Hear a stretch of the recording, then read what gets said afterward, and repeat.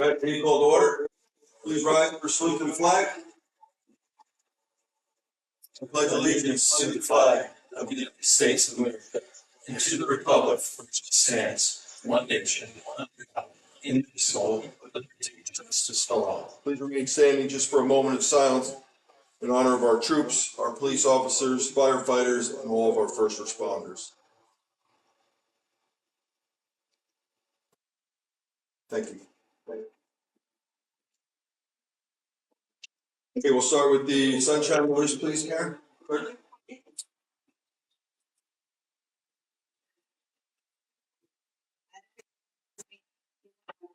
Notice in December 2000 edition of the trend.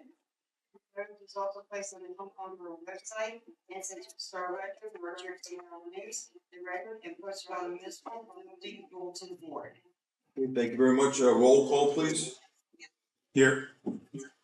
Here. Here. Here. Here. Here. You got full house. Thank you, gentlemen. We'll move on to the treasurer's report for August 17th, 2023.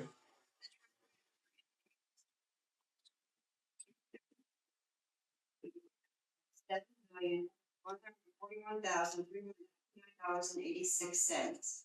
Receipts for the month of July totaled $6,930,000, with disbursements amounting to $8,457,421.60. New balance on hand as July 31st, 2023 was $5,614,387.80. Mayor's report.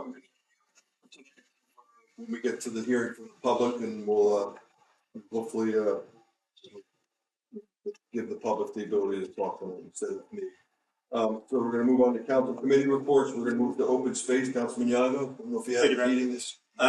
We did. I did not make the meeting, but I did meet with the head of DPW, John Whitehead, and Tom Ott, the head of SOSAC, and we discussed the placement of a bench that has been donated to the Borough of Kinnelon.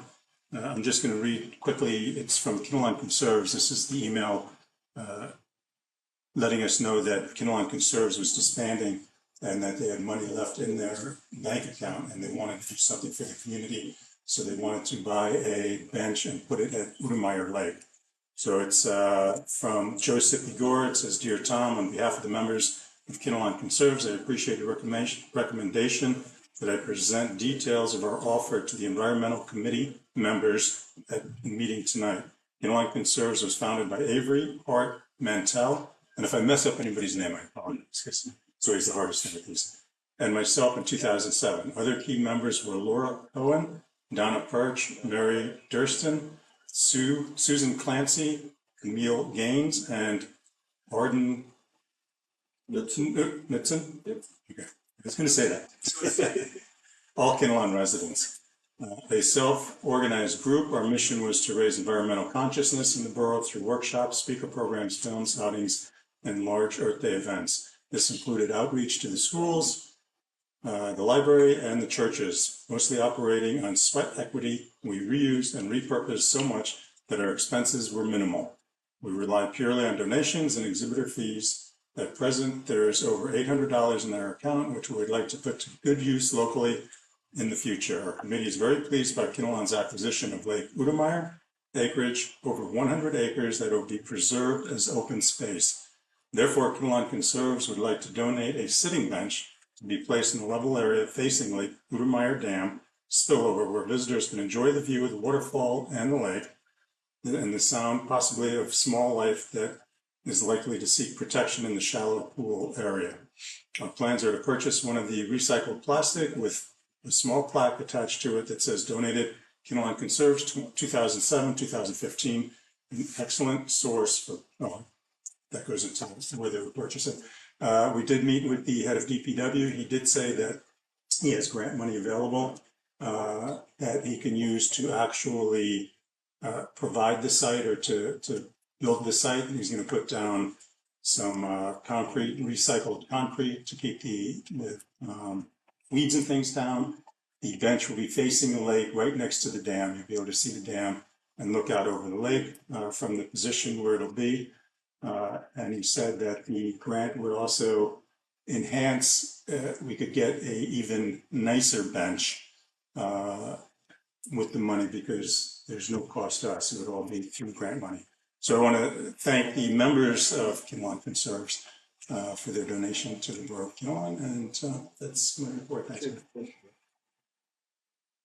All right, we're going to move on to personnel. Councilman Harris. Thank you, Mayor. So last month, we began our PBA negotiations. That was on the 27th of last month. First meeting was informally held over pizza and soft drinks so that we could, in an attempt to start off on a positive note.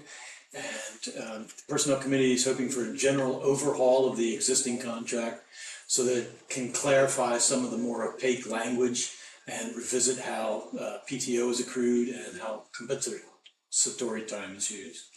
There were no attorneys present. It was just the Personnel Committee and the PBA representatives. And we discussed goals on both sides. We didn't go into any heavy negotiations. We just discussed goals as to what the PBA would like to see, what issues they have with their current contract. And we also talked about some of the issues that council or the borough has with their current contract. And we were asking mostly for clarification on their PTO program and looking to incorporate language from the 2007-2010 statutes from the state regarding limiting retirement payouts. Moving on from there, we have been looking at hiring a BA, which is a borough administrator. 3 finalist candidates were interviewed by entire council, excepting Mr. Yago, because Mr. Yago, or Councilman Yago, was stuck in Ireland. So he wasn't able to be at the interview for the 3 candidates. The mayor was there. And at that time, we settled on 1 candidate unanimously, as a matter of fact, of the 5 councilmen that were there and the mayor. And that was Michael Restel.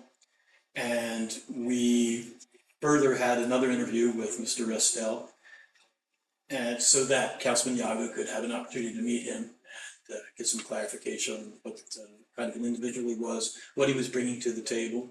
Tonight, we'll be looking at a resolution to hire Mr. Restel as our BA beginning sometime in October. And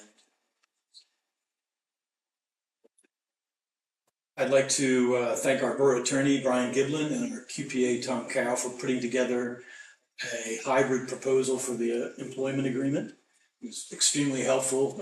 We looked at a lot of language, and we also wanted Mr. Restel to be comfortable in what we were offering him, making sure that we addressed any issues that he might have. So we took language that the borough had, we took language that Mr. Restel had, and combine them so that we got a employment agreement that addressed both issues. Last month, council appointed Bob Beneke of Beneke Economics as our new part-time CMFO, to replace Mr. Charlie Daniel. And Jen Stillman, our treasurer and registrar, had been previously appointed as the acting CMFO until such time as a new CMFO was hired. We have since terminated that position. We no longer have Ms. Stillman acting as our CMFO. And I'd like to publicly thank her for doing such a stellar job in the absence of a CFO and in the absence of Mr. Daniel. All her hard work was greatly appreciated. She's been doing a terrific job. And our new CMFO is actually very impressed with her. And we are very pleased to have her on our administrative staff. So I'd like a little round of applause for Jen Stillman for a great job.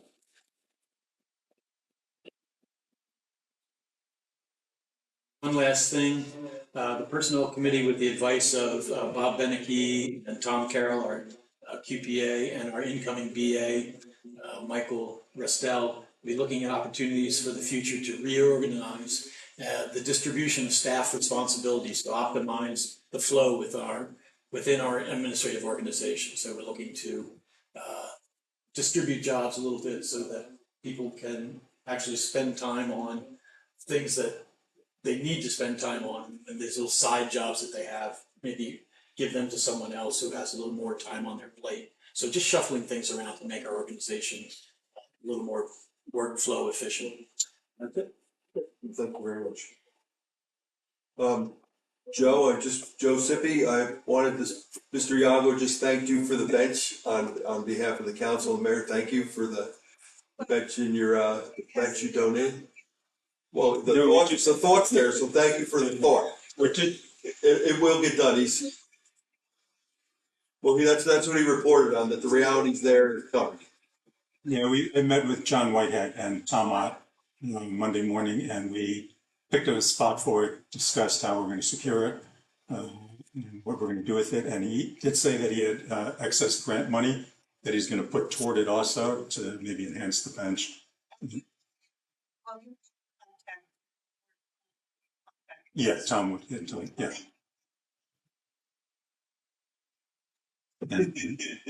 Well, thank you very much. I didn't want you to miss the kudos that we were giving you. Thank you. All right, Recreation and Public Works Council President Sean Mavey. Thank you. First off, I want to give a shout out to Doug Van Leggingen. I pronounce that. He's done a fabulous job with the farmers market. They've had good turnouts, and they've done a really great job with it. And if you haven't been out there, come on out and experience all the vendors, all the different things, the food trucks that change from week to week. It's a really nice thing that has come to Kinnelon. Talks for KPES continue, the big annual festival that we will have on September 30th. Planning is still in process, and it's going to shape up to be an amazing event. It rained out last year, so this year we're really looking to pull off a fantastic event. Sports, football has over 300 kids that have signed up for the program this year. It's historic numbers. Almost every age group is just filled, from football players to cheerleaders. It's quite exciting. Boys and girls soccer's teams have filled up, doing very well with the registrations. All sports are shaping to have a great year. It's exciting to see the kids out and playing sports and having fun. One thing with facilities with regards to recreation, we've had something pop up at the KP field. We have a well that supplies water to our building. Unfortunately, with wells that lay stagnant from time to time, not used often, they build up rust deposits and they get off faulty samples. Unfortunately, we have a situation with well there, connected with John Whitehead. Most likely, sometime next year, we are going to have to probably tap into the new water line that came up on the adjacent field for the shelter and run a new water line to the ARP facility. That will be the cheapest, most effective. The only other way you could mitigate dealing with well, but a very expensive UV light on it. Then you would also have to have an operator, so the cost for that would be astronomical. So the solution that John's come up with, running a water line to the is definitely most cost effective, and the long-term solution wise fixes the problem. And to the benefit of that, we can now use the well that's on site to actually run irrigation at the fields, which would be a big help at the KRP fields. On to DPW. 2 days ago, we had a water leak in the vault over on Keel Avenue. One of the support beams, support post rotted off and built a high pressure relief valve. The guys jumped right on it, got it back again. John's in the process of shoring up the beams inside the vault so this doesn't happen again. Job applications, John's been interviewing new employees. He hasn't made any decisions on candidates that he wants to present. but he's had 4 or 5 candidates that he's been looking at. Update on paving, we have not received an update from the paving contractor when he might be moving in the Foothill, Hearthstone, Hillside areas. Hopefully that will come end of August prior to school starting. Mobilization for the water line replacement in the East Lake section of Basin Lakes. The contractor has started to mobilize and start staging all his material on the adjacent property across from the fire department. We're hoping that that is going to start rather soon, so we can still stay on schedule to be paving in there by October. Drainage work, Tom Barati, our town engineer, and our attorney Brian Giblin, and our survey DMC associate surveyor, working to finalize the markup for Falcon Run, a drainage issue that we're looking to keep from causing issues with adjacent properties.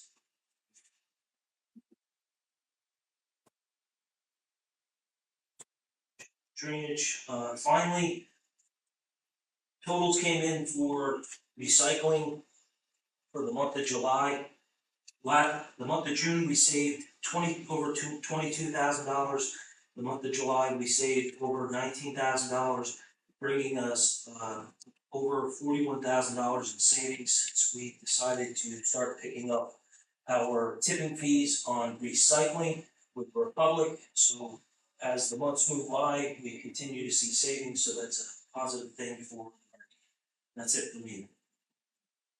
John, and you're still in the process of working with Honeysuckle and Basin Lakes before they pave over Yes. there behind Lakeside Deli Famileros, all known as.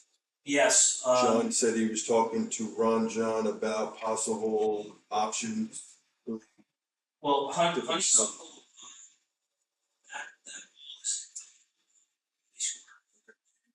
Basically, what we spoke about is Tom coming up with the size of the pipe, the size of the basin.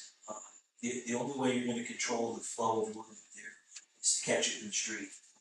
Okay. Putting up curbs, you're not going to stick on heavy sheets. Okay. So, unfortunately, that's the best and the correct way to correct it. And we all live in Kinnelon, there's not always a lot of drainage on every street, and that particular situation is the worst of all ones, where multiple streets dump on top of one. It's steep inclines. The water runs extremely fast, and at that point, you need to run into a basin to slow it down to control the flow. So Tom is in the process of working on that. Once we get that, the goal is to try to do that very similarly to what we did on Maple Lake, where the borough buys the materials and we'll hire a contractor. The borough will lend labor to actually fit the pipe and whatnot. So more to come on that. I'm just waiting on more information from the engineer. Okay. And he's involved in Basin Lakes as well. Yes. They were talking about a French drain or something. Yeah, John's been working with Tom on that. Right. A little pushback on contractor and the water company, but I told John, I said, when we get in there, when we get to those points, we all need to meet. Yeah. We just want to make sure they don't pave that road if we need to take it. Exactly. Thank you. Right, we're moving on to ordinance, library, coordinating, Councilman Russo. Thank you, Mayor Frieden. Mayor, short report tonight. The agenda tonight contains an ordinance which updates water rate fees which are associated with providing water service, such as charges for new meter, turning on, turning off service, etc. This is not a change in the water usage rates. So don't anybody think we're changing the rates there. The historical committee is in the process of hiring an engineer to determine the electrical needs in the museum. as we all know, that the museum suffered some damage due to two fires and a flood. And the electrical system was compromised, and they need an engineer to determine what needs to be done at this juncture. So we're waiting to see what happens with that.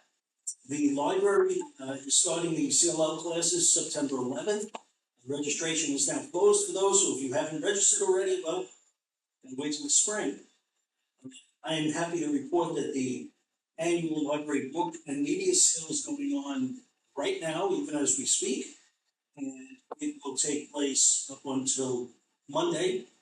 And the hours are Friday, which is tomorrow, 9 a.m. to 7 p.m., Saturday, 9 a.m. to 6 p.m., Sunday, 12 p.m. to 6 p.m., and then Monday, 9 a.m. to 6 p.m. There's tons of books and CDs and DVDs and vinyl records and things like that. So get over there and just see what an incredible job the volunteers have done to get that set up. You know, we had our book sale committee members, all of the adult volunteers, all of our student volunteers worked literally for months to get this set up so that they always make this a very successful event. And we also want to thank those who donated books to the sale. Please, no more donations. We're completely full up. We can't accept any more. But we appreciate all that you've done to donate. And that's my report tonight, Mayor. Thank you. Well, thank you, Councilman. We'll move on to utilities and technology, Councilman Charles. Thank you, Mayor. As Sean mentioned, we had a water leak over in Kinnelon Avenue early this week. We had all the equipment on hand, the DPW, the V-valves, all the other material that was needed, it was completed and fixed. So it's good news. Moving to the Denise Drive water tank, the third payment was submitted as per the contract. It was reviewed by our engineers, and it's been approved and submitted for payment. As of August 10th, they have started on the foundation, putting the rebar in, preparing for the pouring of the concrete for the, I call it a ring foundation. It's a large circle. It's a huge pad that the 225,000 gallon new galvanized water tank will rest on. The pipes have been installed. They were pressure tested and they've been approved. So we're very excited about that. We've also completed in the library the replacement of the two water pumps that caused a problem back in New Year's. Our contractor paid for both pumps, while the insurance companies are still tinkering with who's going to pay for it. Our installer paid for the two tanks. They're in, it's done. Now that everybody hopefully is back from vacation, we'll schedule a walkthrough for both buildings, the municipal building and the library, for staff on training on how to use the new controls and understand the new system. The water meters, they have been ordered. Price has been locked in. We made it before the increase with the Morris County Co-op. They're available when John has a schedule ready to bring them in, and we can begin installation. We've been a little short-handed over in DPW with the retirements that have recently just happened, and we need to do some personnel training on that, get that going. It's over 600 water meters with the transmitters so they can be read upstairs in the tanks. Utilities collection office that can be read on a computer right there, and it will also allow a graph that will monitor usage. So if somebody seems to have a month or two of exceptionally high usage, they'll be flagged on the computer. So we'll avoid the situation we had a year ago. That's the water meters. As Sean also mentioned, 5,000 feet of new piping will be put in Faison Lakes East Lake Road, all over that section, to replace the galvanized water line / lead. It's a state and federal requirement. The Faison Lakes Water Company has been approved, and they'll be storing and doing their assembly over at the vacant lot across from the company 2 firehouse that the borough owns. Again, the completion of the new water line to 5,000 feet is due around the end of September. Moving to technology, it's underway. Thank you, Karen. They picked up the quarterly amount of data, all the papers and documents that take down to photons for digitization. So all this hard copy will be online for the staff to access, as well as it's available and backup in the cloud and on site. We will be reconvening starting the week of August 28th.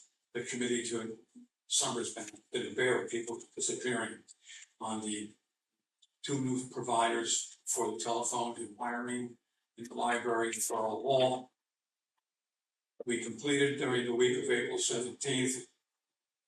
That was the library, DPW, municipal building, the new servers were put in. They've been migrated to Microsoft 365. The installation and the upgrades have been complete. The next step will be what we do here with the police department. This has been ongoing and work has been done. We can thank Councilman Chardo and Finance Committee for working together with us on this. Estimates have been received. We'll be meeting with DPW next several days. Chief's out of town. And we'll be going over that to finalize the work that needs to be done. This state is required that the provider is ending their backup on October 10th, servicing the current equipment. So we are putting all new equipment in, servers with the cloud and on-site backup. So that's underway. That'll be funded through the American Rescue Plan structure funding. Parallel to that, which has started early this year, it's the Edmunds. Edmunds for Everybody is the online financial programs the municipalities use for tax collection, bills, budgets. It's very interesting. It's fabulous programming. That is being upgraded, so we're working on that as well. That will be funded through the American Rescue Plans and infrastructure expenditure. And to keep everybody happy, JCP&L did complete their helicopter survey of all the big helicopters. So you won't be seeing the helicopters flying along. That's all been completed and done. Yeah, Mayor, that's my report. Great. Two quick things. I spoke to Melanie today. Nixle should be ready to go in a day or two, so we'll probably start it next week sometime. Just so everybody understands, we originally went with the county on the rave because the county was paying for it. Well, rave as a new entity overpromised and under-delivered. It's caused a lot of problems. Tell them what the Nixle is, so that. The Nixle is your alerts you get on your cell phone, on your email, it's Facebook, it's text. It's fabulous. Police, Melanie, the borough can actually do alerts right from their cell phone and get them out to everybody. So it's really pretty neat. The county is probably going to be going back to it because the contract has to be finished with Rave. But we didn't give up Nixle. We kept both. And Nixle was the best thing we did by keeping both. So Nixle is bigger, better than ever. And Nixle will work with us with the program. It's pretty sharp. It's gonna come out with your water bill or next tax bill with how to sign up for it. We'll have a notice for everybody so they can join that and get those alerts separately.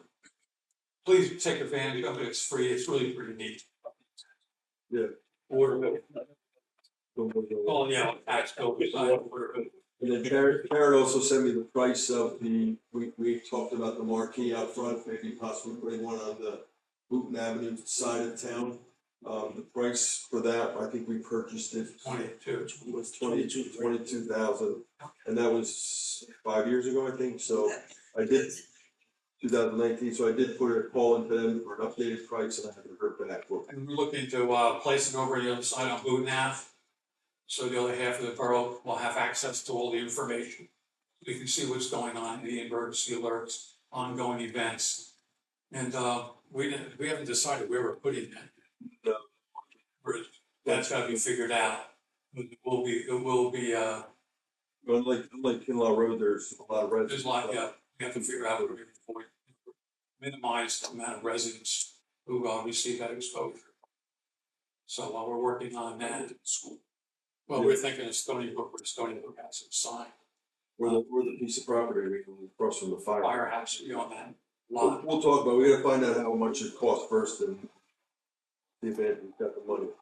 Mayor, on the additional, notification, we might want to, include something in the electric bills. Yeah. Butler Okay, Electric, electric. in Butler Electric, we supply the text, printed material, assuming they don't already have somebody scheduled to have an insert. They were very gracious. I'll follow. But they've been good for the library, they sent your alert out Yeah, to the they- library.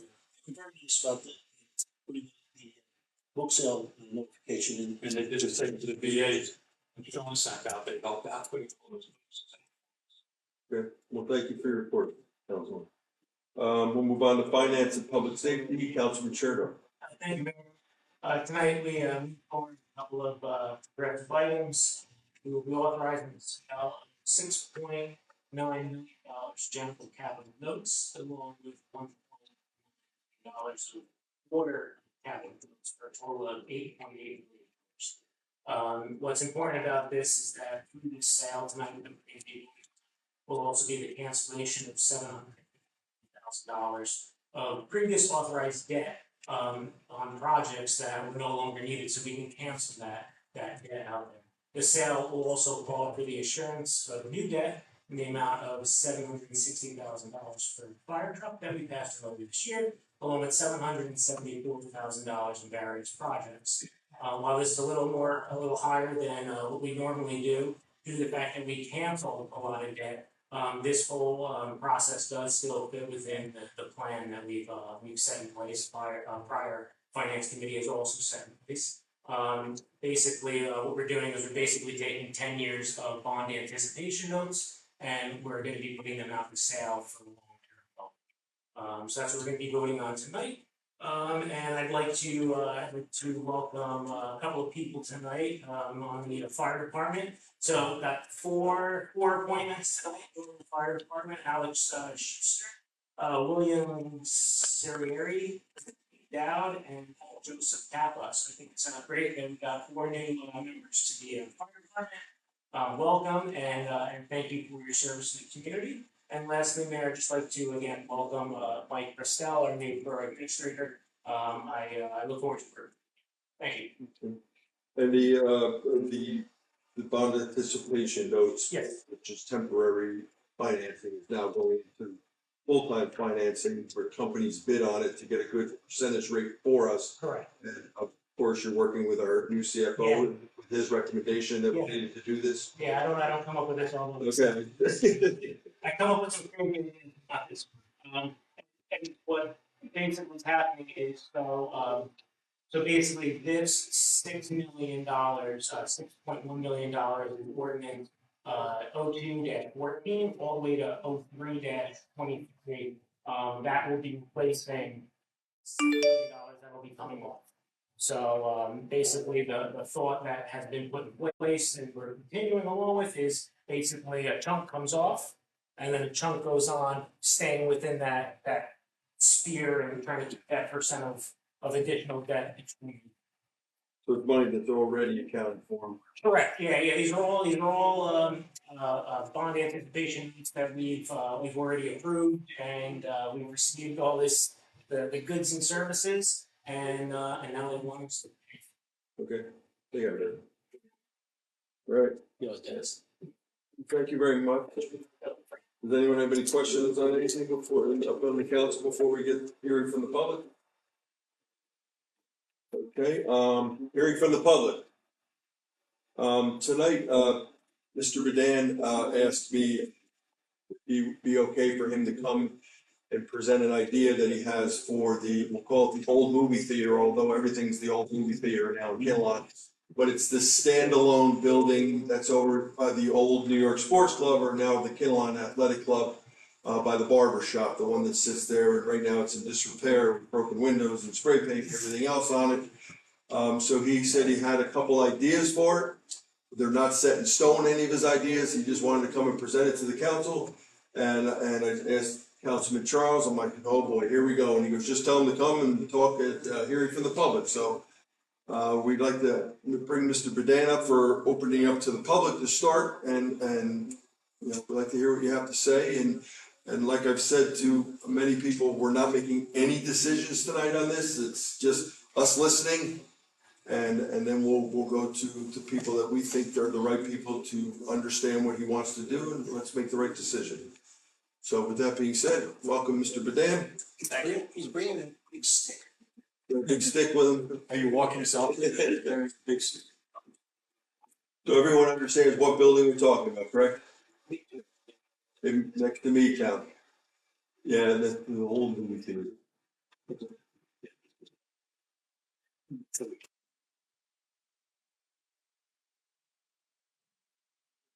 The best place to kind of set that up is over there by the corner. And not too far in the corner. I'll tell you when to stop. So Bill will tell you when to stop so you can see. Yep, stop right there. Don't go any further. And you just want to hang. Yeah.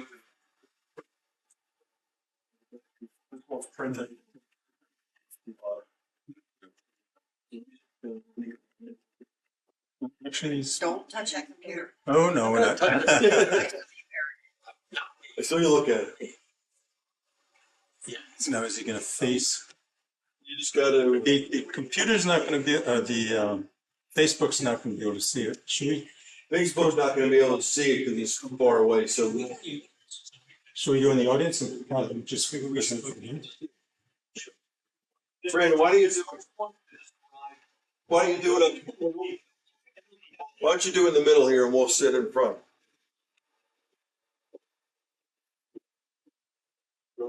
That way everybody can see it.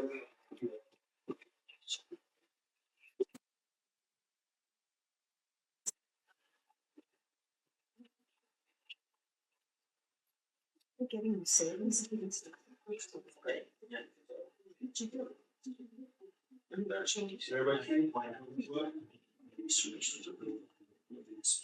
The other one's bigger.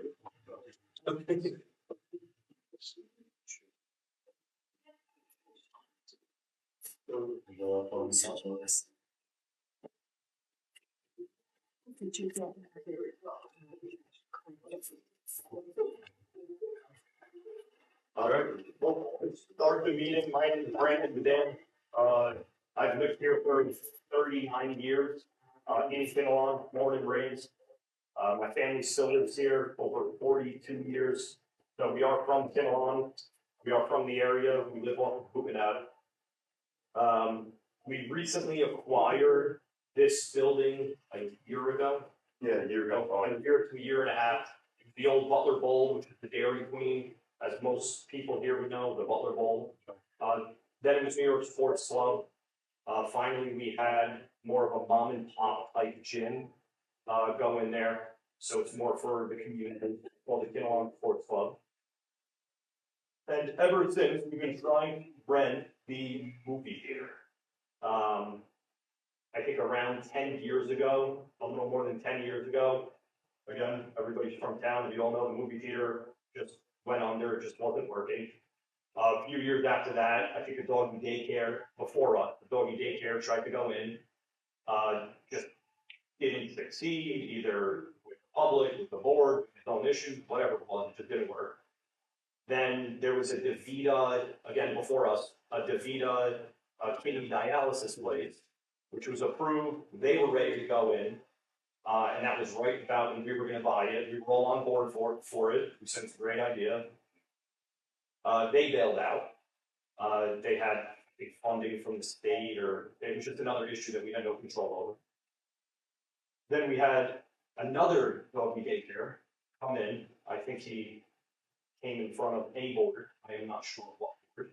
We fought wind of it. He ended up signing lease with us, ready to do it. He bailed. We've been listing it. We've been trying to rent it as it is. Have somebody come and fix it up, whatever it be. If it's, we're open for anything, we're going to come on. We have people wanting to do wrestling, possibly brewery. A lot of people's issues where you can't see it from the highway. It's zoned highway commercial. Yeah, it's restricted. Right, that's the division, highway commercial buffer side. Municipal boundary, I think everybody knows, goes through here. Most of the property. Should be where the evil. Right. Most of the parking is in Kinnelon. That here is a theater building, so you have this very slim area that actually looks on Route 23. It's not even facing it. We do see is Meadtown Shopping Center, and then you also see Butler Bowl, which goes behind the gym. So that's what we have specifically here. And another thing that kind of limits our view is our half dome roof that covers the gym, like 25 to 30 feet high at most. You can't see the building, and then B-Town, pretty much up 2 stories in the front, blocks the building, and that's the feedback that we're getting with every single person. For the people, I guess 9 years, and for us, almost a year and a half, of people just, they keep on backing at it. So we have a vision. We want to share that with you, Brad. I'm not going to dwell too much on it itself, but we did minimal work on the site plan, threw some stuff together, trying to get some ideas. We really want to input, towns input, keep it viable. It doesn't work for you, it doesn't work for us. One time, one thing, it doesn't work. So we definitely want to input on it. We do appreciate mayor, council, and here today, just for your input, to just give you a brief overview. One of the good things about this is, if everybody knows, there's a bus stop right on the corner over here. In 49 minutes, you could be in your city by express bus. That is part of our vision. That's such a huge thing. We want to market this as a transit village, something that's going to actually work, bring things into the community, and something that will make this retail space viable. So, just briefly, what we did on this retail space, it's almost the same footprint as a theater now. We did blow it out a tiny bit in the back, 600 square feet. We did that for some architectural reasons.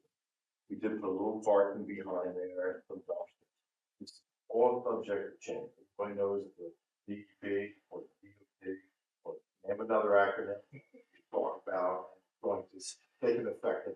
And everything is conceptual. We went with the most we possibly could, and it can't go more than that, no matter what. Parking won't work, DEP won't work, nothing will work. Depending on how this progresses, I think it might go down further, but the last thing we wanted to do was come to a board, and then all of a sudden, it's double, and then we kind of know how it goes, I will split it down. Everybody. We don't want any slot lines. So what we thinking about actually is Brandon's ideas. Just trying to Brandon's dead. 15 years. I'm sorry. My name is Harry Young. Each eye.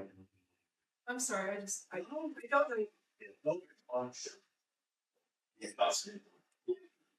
Are you an architect or? No, I'm an engineer with a trade. And then helping so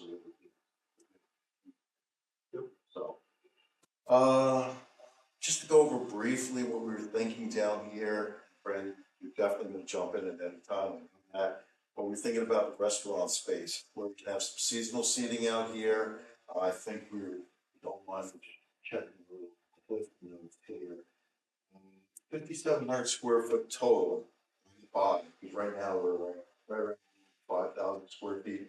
So like I said, that extra 600 makes us around 5,700 square feet in here now.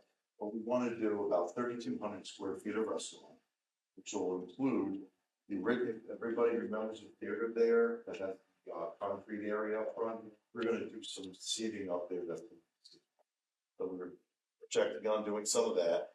Then we were going to do retail, get some sort of anchor with a restaurant here. Then that 2,500 square feet, we think a couple units, 12 each roughly, that's going to be something that the restaurant work on. Then it becomes viable. So why would people want to come here? What's going to be the draw? Wanting to have a restaurant, Brandon, probably probably just interject before he talks about anything else, about maybe there's a need for a restaurant. Yeah, I mean, I'm sure everybody knows in town, there's, I think, 3 restaurants, San Giorgio's, Cypress, Smoke Rise Inn, I guess, and House of Time. That's it. Everybody else, if you wanna eat, you leave Kinnelon to go eat. So first, again, we thought it was a good idea, can we put retail downstairs? Yes, I thought it was a good idea to do outdoor seating, it's a draw. We need restaurants desperately, we wouldn't be involved running it, but if it gets approved as a restaurant has to go in. We can't change it to a clothing shop, it doesn't go like that. We put in retail, just because we put retail. If somebody wants the whole thing as a restaurant, somebody wants the whole thing as a brewery, somebody wants the whole thing as something else, we'd be open to it for a restaurant. It just depends what kind of space that somebody would be willing to rent, I guess, from us. The catch is, up above, we'd like to go with apartments. You know, everybody, I follow Facebook, I'm from town, I know behind Lowe's, I know other places, I'm not allowed to name names, whatever.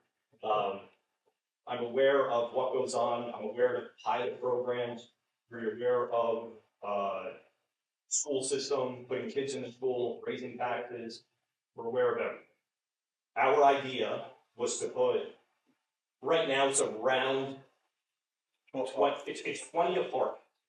But 17 of the apartments, we made 1 bedroom. So no school system, no kids would go into the school system.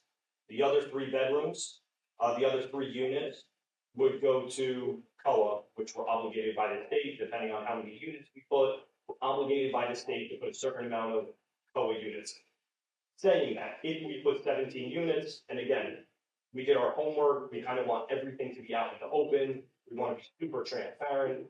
If everybody absolutely hates it, we'll go on to the next thing and try students.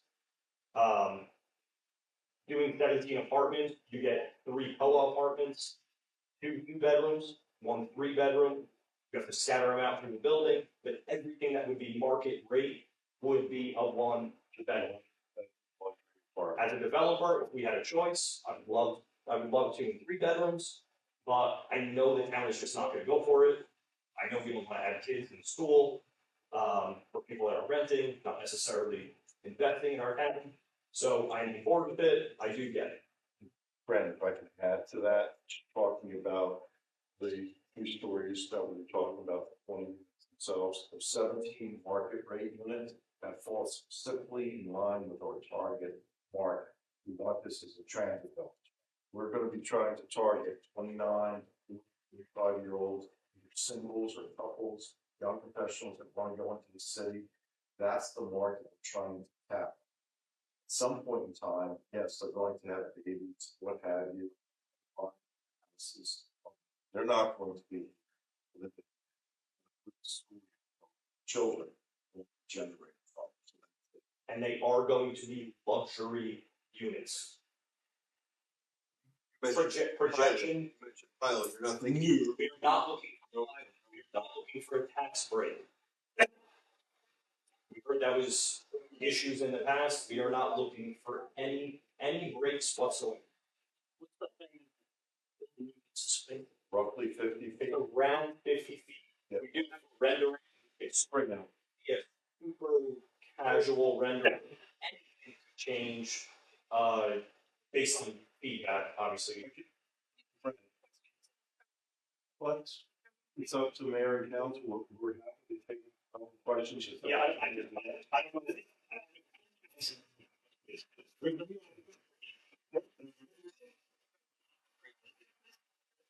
Okay. That's it. I'm gonna put this board on the side. Sure.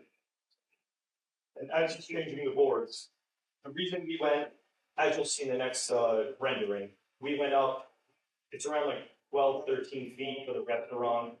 You need height in a restaurant. We're gonna catering hall down the street. You need height. We need to see something over mini town. And we thought without going the 40 to 50 foot mark, we feel like we're gonna fall like right into peaks of our building and mini town's building. Again, this is all conceptual.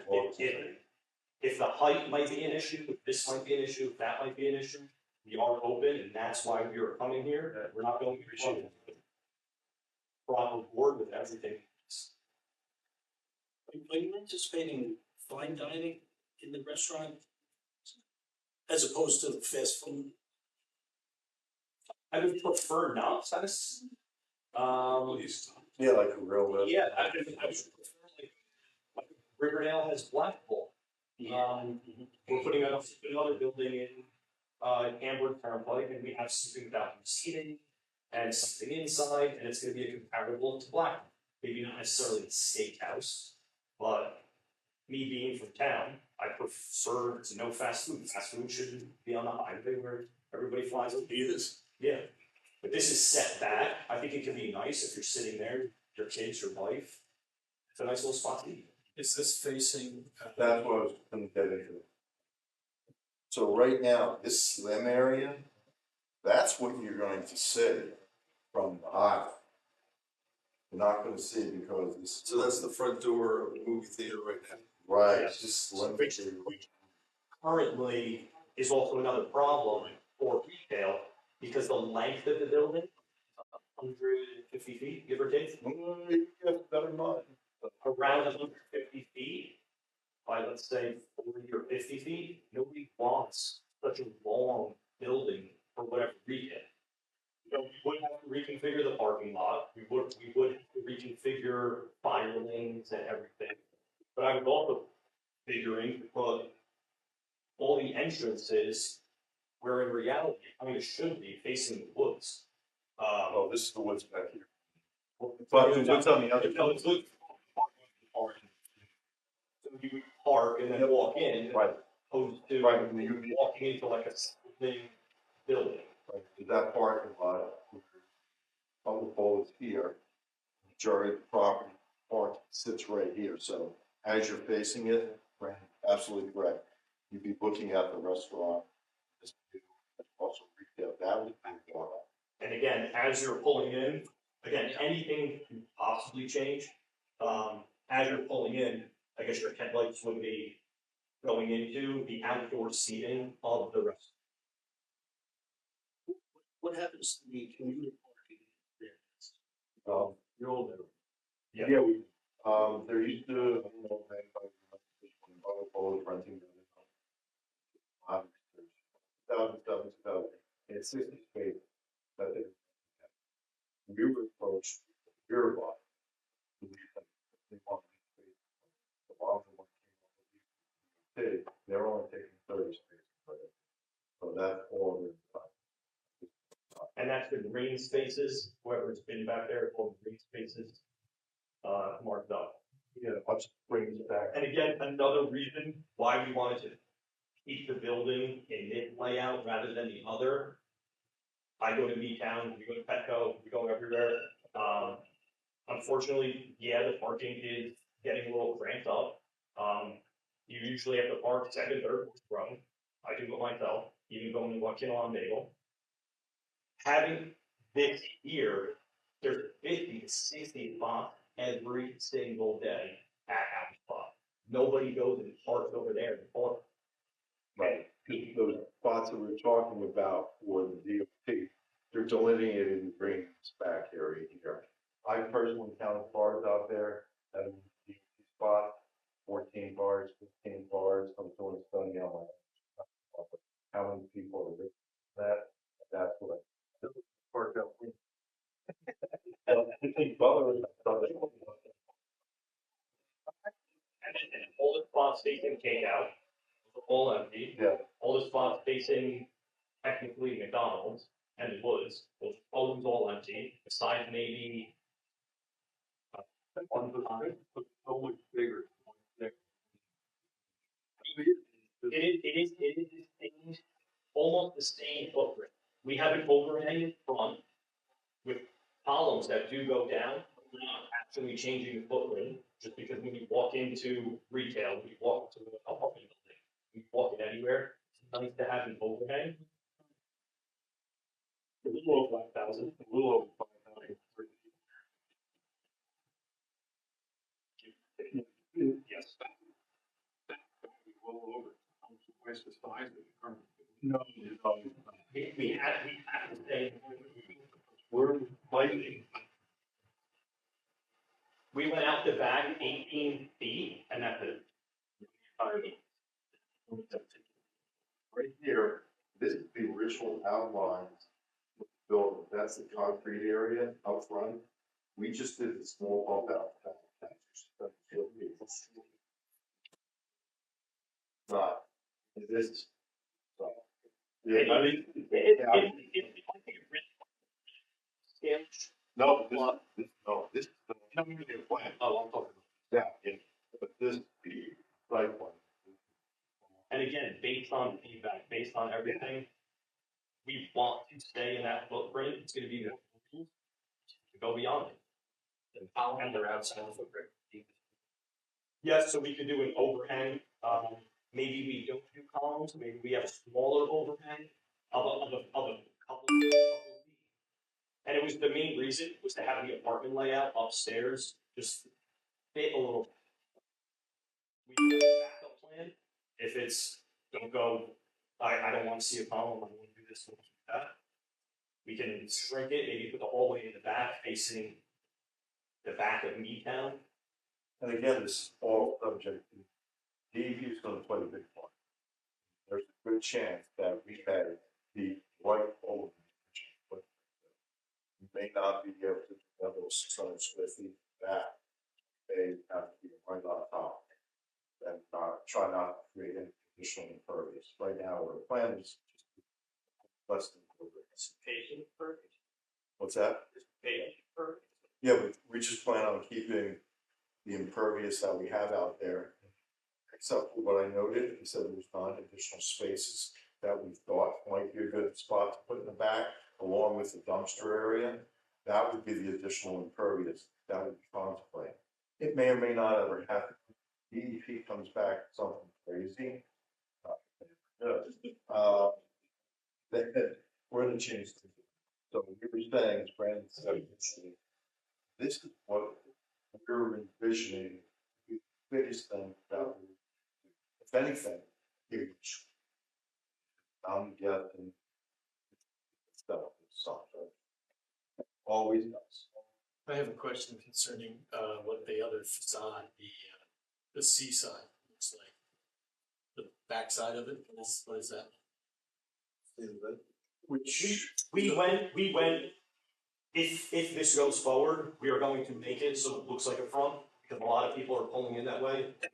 There, I pull in, even though it said no through traffic, which I thought was fun the other day, we all do it.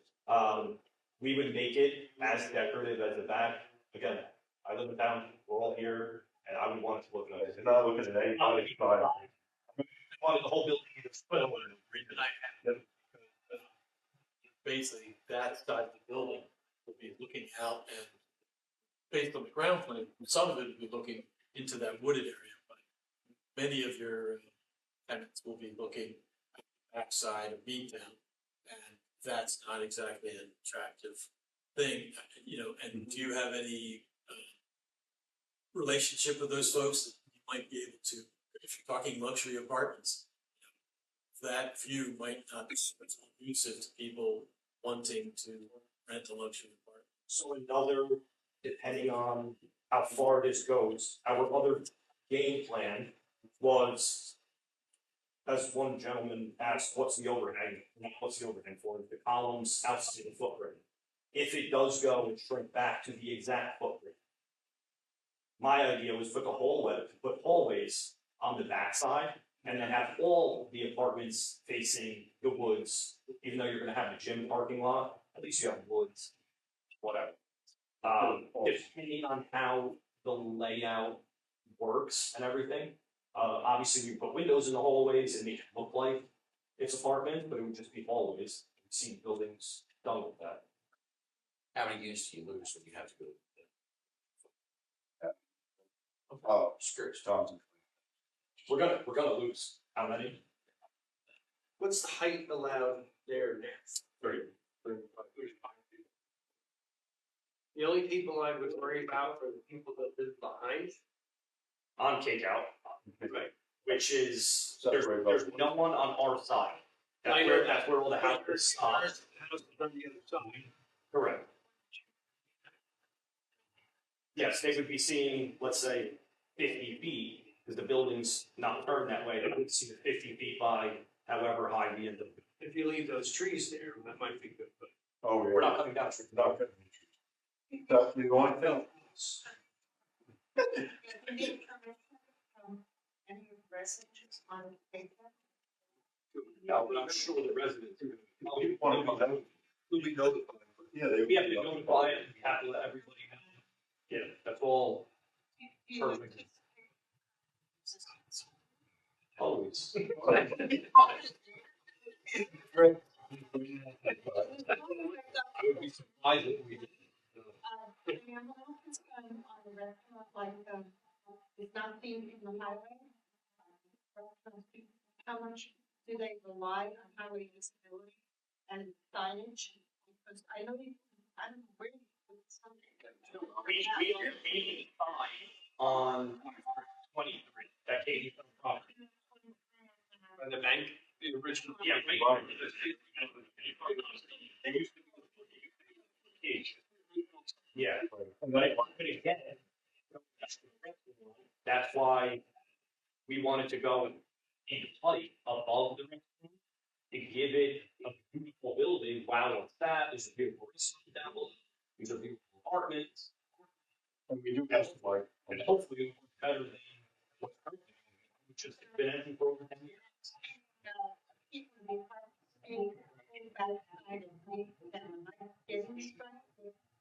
Yeah, there was another gentleman that said it.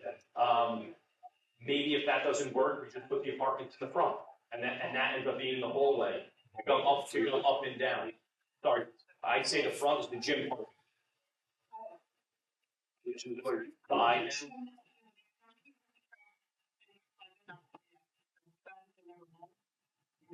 But I'm thinking about these settings, we're looking out those windows, things backside and back. Agreed, and at the same time, we need to rent them too. So if it ends up not being a good idea. What kind of rental income would you tend to expect from apartments such as the ones that? How much we are charging or what we expect people to make? No, I mean, what socioeconomic level are you attracting? We were hoping right now, 1-bedroom apartments, let's say in Lexington, down in Riverdale. They're getting $2,500, $2,600, $2,700. 1 bedroom. Old carpet. Like very, very surprising. We went, we shopped it, without saying negative things about stuff. Like I would never rent there. But again, it's it all depends on what you want and what we're looking for. We're looking for $2,000 to $3,000 dollars a month in rent for somebody to give us. 1 bedroom. Yeah. You're not anticipating any ingress and egress from Kinkout. I don't think you're allowed to. That's, no, the original. No, you're right. Oh no, yeah. I can see this. You have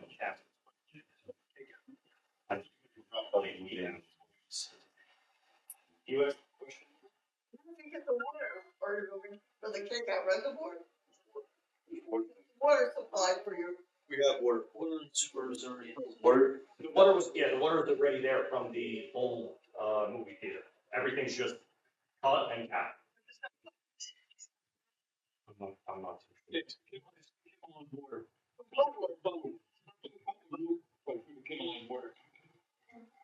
What's the elevation difference between there and Cakeout Road?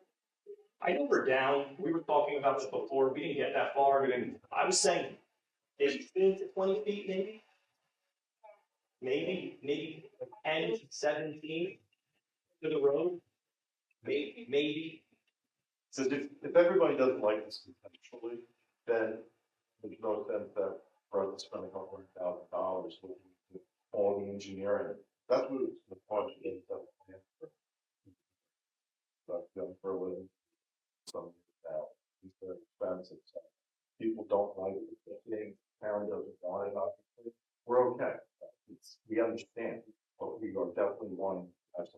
And we try to go with certain things that would make it, I guess, a little more okay with Kinnelon, with the no tax pilot program, 1-bedroom apartments. That was our game. If the bottom level is stores and restaurant, which is usually a higher level, 20-foot level, right? It's usually a higher. And then above that, how many levels would there be of apartments? Right. Elevator? Yeah. And making that our level, Our first floor has to be for you? We're looking into just, we don't know what. We might kill the deal, exactly. In other words, if you kill a top floor, does that make it? No, we just have to go back and look at the numbers. Yeah, It might work better with the DEP. It It might be an easier walk around the state. So. The only problem we would have is our fire trucks. Again, that's. What That's I you? mean, But Butler had. my concern is that we're putting 4 stories here with 2 other developers. One came with close to 300 apartments. I think it was either 4 or 5 stories. No, I don't think it was 6, but usually the issue is one of us open. We're looking at multiple story apartments in different spots. So that's my concern. Yes, I understand. 2 levels. And again, where are those 2 other developments that we just go up? One's almost that door, the other one's a little bit down the street. Brandon and I were talking about that because we're developing.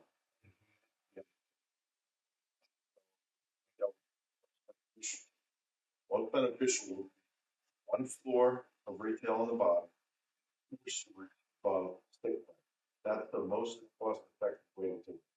We talked about that last 22 seconds. We're not trying to be picky or anything like that, but we need the height is going to be wouldn't work in the town. Also, we believe right now with the preliminary, the 3 stories seem to work, but we have to add. Notice there's a couple of questions that you can have in here. I just had a question. Make more money with apartments versus the restaurant, like I don't know the difference. But what about maybe a restaurant on your end spot up top with a rooftop terrace? I think maybe if you had lights up there looking pretty, coming down the highway, you could see it, and it would be nice. And I think the idea of option is great. I don't know the logistics of a rooftop restaurant. I'm sure people, again, just playing devil's advocate, music, lights, noise. Sometimes that comes into play. Nobody wants to live. Having a rooftop, I'm not too sure. Again. No, review. Just going back to the residential region, if we do residential, we know we can rent them out. We do office space, literally good luck. And then other than residential, I'm not sure there's too much you can put above a restaurant or retail that can be successful. You have a question? I understand that our 2 children were born, we lived in a bedroom apartment condo when we had 2 children. Why don't you sell them? Why are they renting? Why can't they all be condos to co-op? We prefer to do rental. We've done townhouses before that are for sale. We'd actually prefer to control everything on this. That's how our business model works out. I think that's beneficial. And since we take pride in town, and we said, annoying visitor to your town and pay for us. How many years? But Staying. No, it's just a different, it's just a different game plan. Right. We actually built Argonne Woods right on the highway, 16 townhomes, built over 2 and 3 bedroom apartments. I think 2 school kids ended up going to Butler, maybe 3. After 60 townhomes went up. All two. They're owned or they rent? Oh, They were all. yes, at one point, when it was the height of the 2018, well, we did. They nixed it and we did. It was a different product. One side of the job was going to be town. Plans for the Butler Bowl building, mostly purchased adjacent to it. That you can share with us, any thoughts? Plans? No. Nothing. I prefer to do something here. Gives a great rateable for Kinnelon. And also, everything is fully rented, minus the Wayne Pharmacy and the T-Mobile that just left recently. We might have somebody going in that space. Originally, we were thinking about the idea to maybe go vertical above Butler Bowl. We cannot because of that dome. We would have to get rid of the gym, who pays us rent. We ended up being very good friends with him. So if this is on the table, absolutely not. I don't find it being financially feasible to literally knock the entire back of the building down to go all the way back up. We would have to rip out the trusses, we would have to, I'm sorry, we would have to. Right, absolutely. But we have to make. I don't think we can get the part, I don't think we can get the part. It's not gonna work.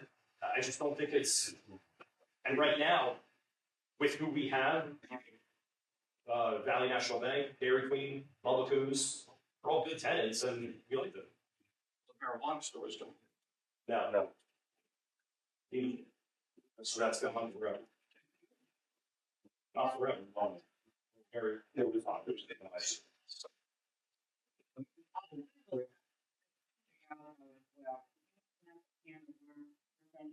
You know, they're going to point fingers, you know, look, they're doing it. And really, you have your 20% that's low income. All right, but still, that's my. And we are aware of that. We even have it on our sheet of, and we talked about it. It's just there, and we're asking for what 2 other people are yes from town, but it doesn't make it any better. If we're about to open up Pandora's box, yes, they are times 10 or times 20 of what we're doing. But also there's a different product that they want. They're also looking at 2 bedroom. I'm sure you can put up 300 apartments and that's 1 bedroom. What's the height, once you allow somebody to build a building of that height, you can't stop the next guy. That's why we're here, and that's why we're also saying. That's why I was asking, looking at stories of We don't kill you. Relook at it, it's something that 35 feet is 35 feet is. We're never gonna work. This will never work even for 35 people. Go ahead. So, Have you considered putting a hotel there? It's lost our mind. I just don't think, it's usually 100 to 120 keys, is what they were saying, 100 to 120 keys for, let's say, a Holiday Inn, or a Best Western, or something like that.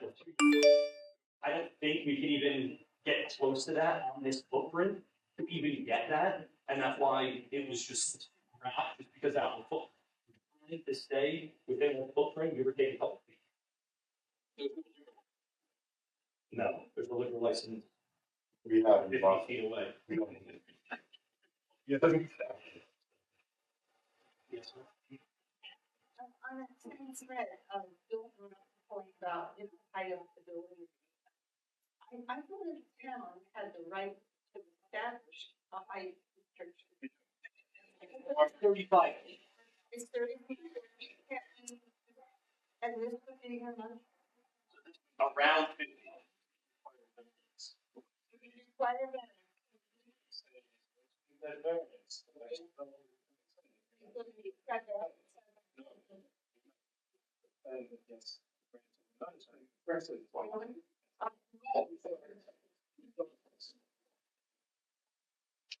Does nothing to do with public law. Yeah, yes, there might be a Pandora box that might be opening. But again, they're different products. Legally, with the board, I'll be honest, I'm not sure how it goes. But I know somebody is looking for a pilot program, which is no taxes, whoever doesn't know. We're not looking for that. And the minute you start putting up 200, 300, 400 apartments, it's gonna be 2 bedrooms and it's gonna be 3 bedrooms. No question that. And for the Variance, no variance. And for the edification of the rest of the public, I'm sure a lot of people know this. But specifically with the zoning board of adjustment, know that each application is on its own. If somebody comes in with a different application, even if we get granted a variance for certain things, it doesn't mean that they're going to have to grant that same variance to somebody. They might have a totally different plan, they might have variances that they're requesting that we're not. It varies that much, so but it does present positive. Worse.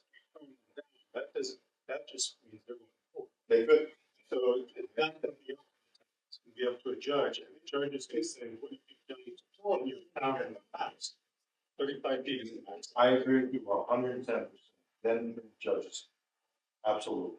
And again, this is why we are standing here. But if it's something that we have to go and stick to, 35 feet, no questions asked. Something along those lines, we are looking for guidance. You mentioned before that if the top floor didn't exist, it's still going. We're not sure. We don't. Something might change, something else might come off, something might get added, we might have to just play with the space, but if not. And it's my recommendation, if you are willing to put up that, now have a planner, recently hired, and would love for her to look at this and come up with some ideas or some things maybe we're not thinking of.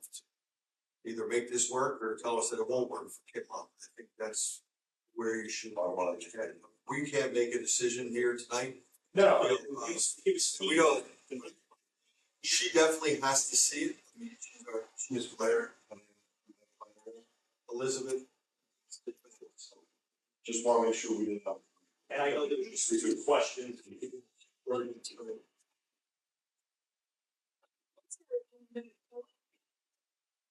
$0.667, somewhere around there. But we have 2025. No, anything right now. 25. We're protected against builders' remedy suits right now. We have a deal to state settlement that protects us from builders' remedy suits. 2025, we have a new round. It could come back with past numbers and assign them to a suspect. Last time we started out with 200, it was 295, 296 as our obligation. We were able to negotiate it back down to 97, and then we were able to negotiate with the state to give us immunity. Now, as Jay said, if we do build any apartments over 4 units in units, we have an obligation to put in affordable housing. 15%, and then there's a ratio. I'm not the right planning board for you, so you know, I would say that experiences. But the other question I have is this a development zone under the Highlands? Maybe there it is. I don't know. This is part of the preservation. So the mall is in the preservation. Yes, pretty much 97.5% of Kinnelon is preservation. 2.5% is planning area. Planning area is the area over by Lowe's and Kinnelon by Teresa, that area over there. Very small.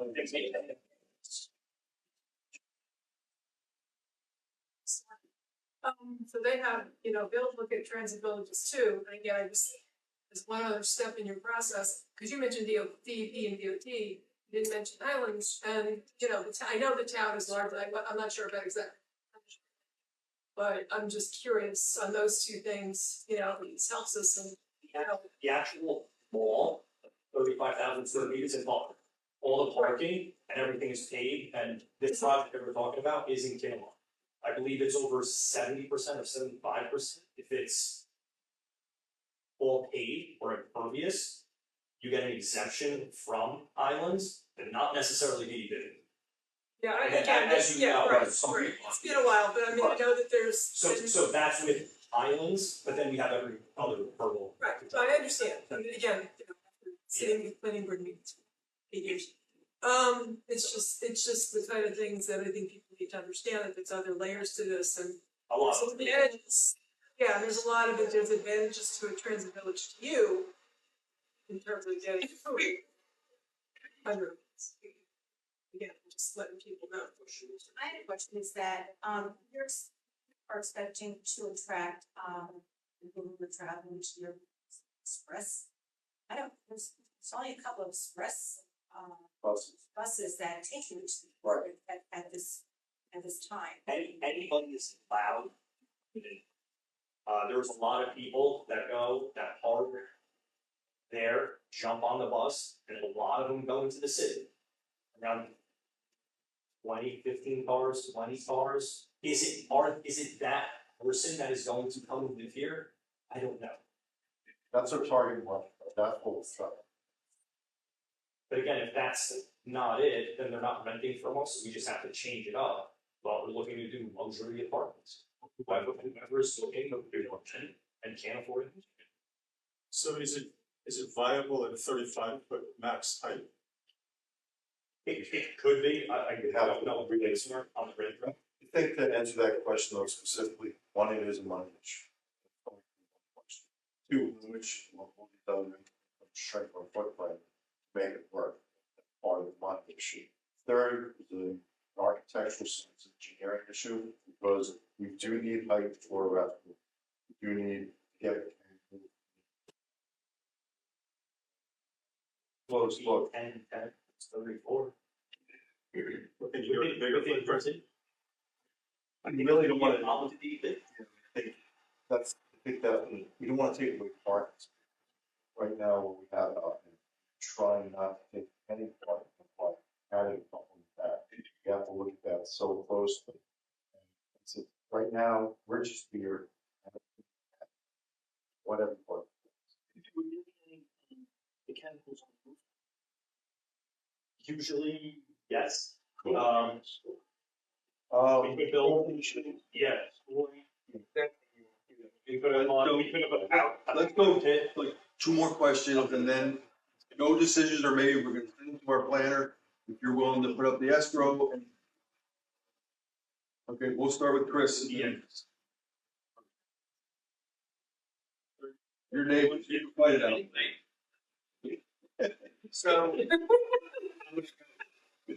So my question is this to the board. So if it's been 35 feet for the last 100 years, if all of a sudden we make that 42 feet, is that the new number, or somebody comes along and says, it's been 35 feet, now it's. But I think that was doable. I think part of it is. You follow me? Not just to say, in other words, if you go for 40 feet, is 40 feet the new number? Or It's not necessarily the number, and somebody possibly hold it against you. Right. Yeah, they did. It's a commercial first floor. So it's, that's when we be able to say apples and apples, if another developer. No, I just don't want to enter. And The use of the building doesn't become part of the height. I'm saying that this application, if they were based on this application, like, which is mixed use. Right. Somebody. stores down with 5 stories of. And that. We wouldn't change any here, the main word, we wouldn't be changing. We're not, that's not really, go ahead.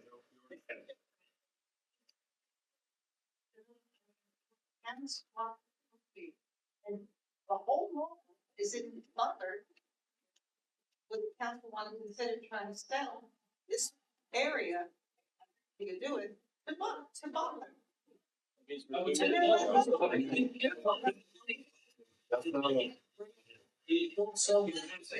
not more bad to sell. I mean, just a thought.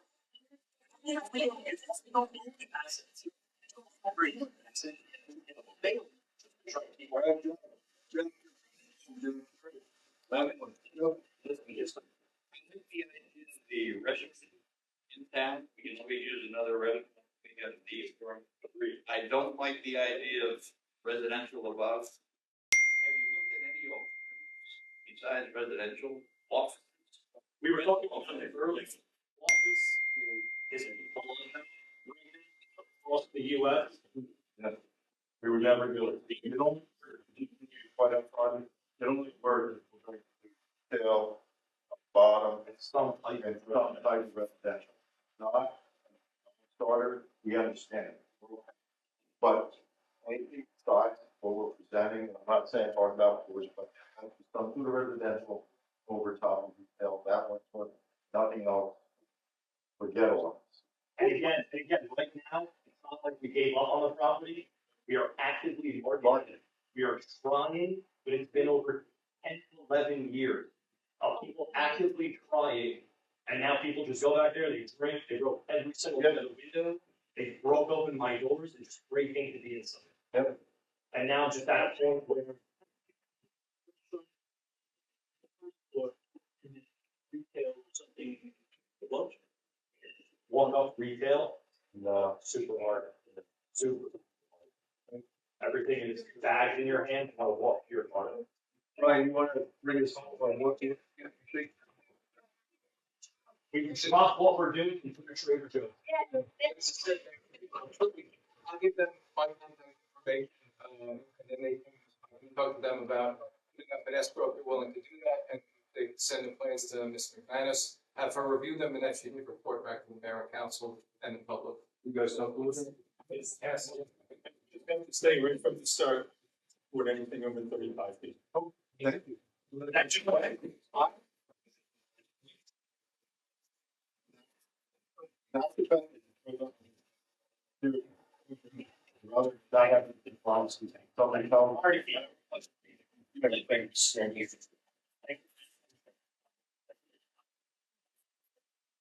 Good idea. We need a few sessions.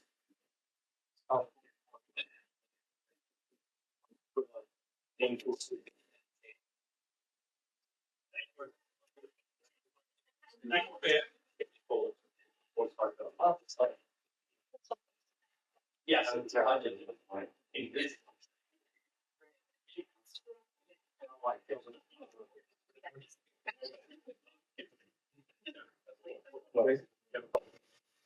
We're still open to the public. Is anybody here from the public that still wants to be heard? On anything other than that? If not, I thank everybody that's here tonight. That was a great, I felt that was a great meeting with them, and we look forward to hearing what Elizabeth has to say to us. And I thank the superintendent for bringing it to our attention.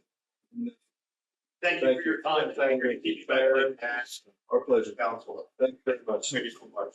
All right, we're closing to the public. We have payment of bills for August 17, 2023. Do I have a motion to pay the bills? Second. Need a roll call, please? Yes. Yes. Yes. Yes. Yes. Okay, thank you, gentlemen. We have the consent agenda. A has already been approved. I need B, M. Is anything need to be pulled out separate to discuss? Just gonna pull, just all together K, for just future, so K will be pulled. Pulled completely. Yeah, K will be pulled, but Okay. that kind of allows up to H. H will stay, and K is what's gonna get. Do I just pull K? Right. Well, K is, that's the second part of the, tennis court, so that's something we can put in if we decide to. Yeah, once. Tennis courts. Again, it's not money being spent, it's just on there, so we're just gonna get rid of K completely. Yes, so that's gone. All right, so we have B through M, with K now eliminated. I have a motion to approve. Second. Okay, roll call, please. Yes. Yes. Yes. Yes. Yes. Yes. Morgan Wilkes, I'm tired of saying your name, so. This is like our. Morgan did a great job. Morgan is our newest member of the PRV RSA, so thank you, best of luck, look forward to not hearing your name again for another year. But thank you, and thank you for volunteering. 5 years, so I'll be gone. You didn't, oh, we forgot to tell you that? Okay. You know it's 5 years? He does now. All right, thank you. We voted on it, we approved this. So now we're on the old business, which is ordinance 1323, an ordinance amending chapter 163 and 199 of the Borough Code titled Sewer Connections and Water by repealing and replacing 163-7 titled Delinquent Sewer Accounts by repealing and replacing 199-25 titled Water Rates, Fees, and Charge, and by adding a new 199.28 to be titled Delinquent Water Utilities Accounts. So I need this ordinance was introduced at our last meeting held on July 20th. The proper notice was published as required by law. A copy was posted on the municipal bulletin board, and additional copies were made available to the public. This meeting is now open to the public, or anybody would like to speak about this ordinance, 13-23. Okay, you're here now, or just closing the meeting to the public and bring it back to the dais. Does anyone on the council wish to speak at this time? Okay, we need a motion to adopt ordinance 13-23. So moved. Second. Okay, I need a roll call, please. Yes. Yes. Yes. Yes. Yes. Yes. Very good. We have the ability to get those delinquent water utilities. Okay, so now we have new business. We have none. That means Councilman Russo's slowing down on his ordinances. We have the tax collector's report and investment officer's report, please.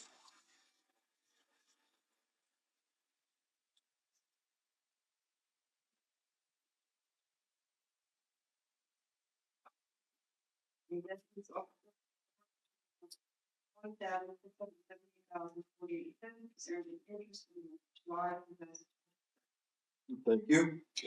We have district school payment. We need someone to pony up $3,321,000, $495.67 for our children. I need a motion. So moved. Second. Second, okay, roll call, please. Yes. Yeah. Yes. Yes. Best of luck in our opening of schools in September. Our appointments, we have Kinnelon volunteer firefighter, we have Alexander Schuster, we have junior firefighters, we have William Carreri, Anthony Dowd, and Joseph Kappa. I need a motion to appoint them to our fire department. Second. All in favor? Aye. I thank you for volunteering, although it's not a 5-year term. Yeah. Actually, yeah, it is. At the end of our meeting, I need Glenn Cisco motion to adjourn. All in favor? Meeting's over, go Colts. Do you have a list? I don't have those. Oh, man, I think you just exit out. And my video.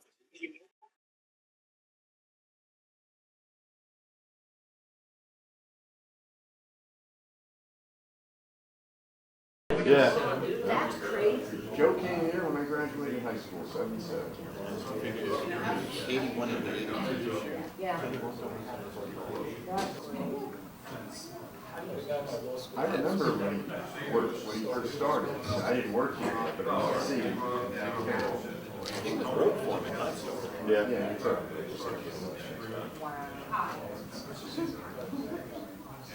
He comes to come up to me, give me a hug today, and I'm like, okay. Joe? Yeah, I used to give him hugs when he did our event on the weekend Right. and finally. Sometimes you go for one of that. They're watching it. Flip it. Oh, okay. All right. Hey, how are you? Okay. He's early. Oh, I know. Okay, yeah.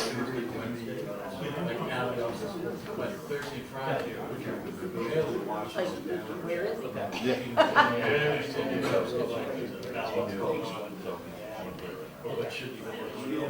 Well, who's the next one? I'm just wondering who gave them the stuff. You know, it always Next happens. one, leave it. Hey, Joe. I'm the next one. Tommy. How many years? Me. I got 8 months more than me. 8 months more? 6. How many years? Oh, he's only got 6, something like that. That is correct. I think, I was just asking this. As long as you're just letting.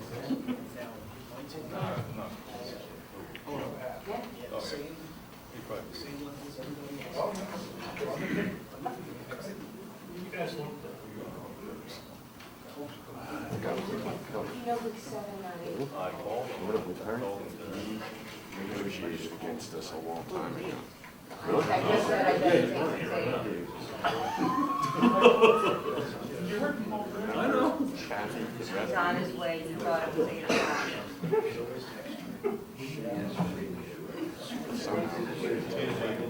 Oh, okay. She also Dewey's girlfriend, Lorena. Hey,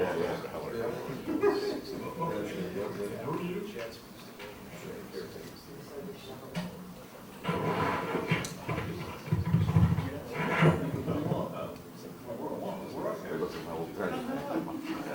Beer and Jelly called my goat. That was the same.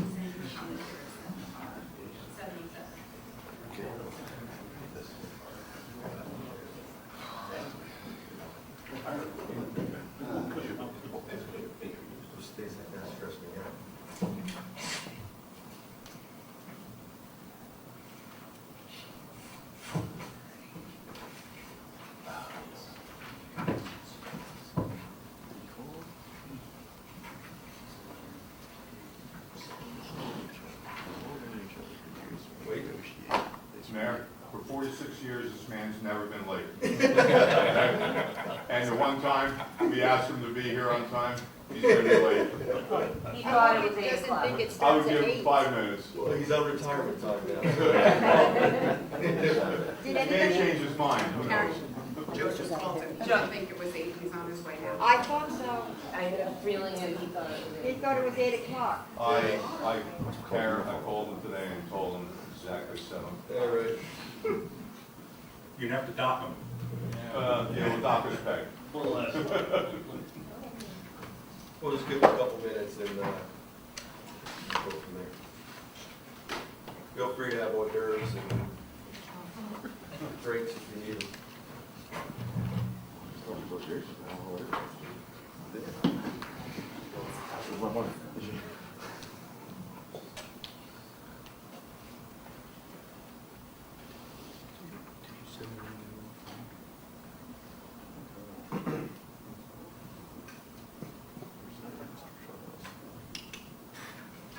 Okay, so that just changes. If we'll go out. No problem, don't worry about it.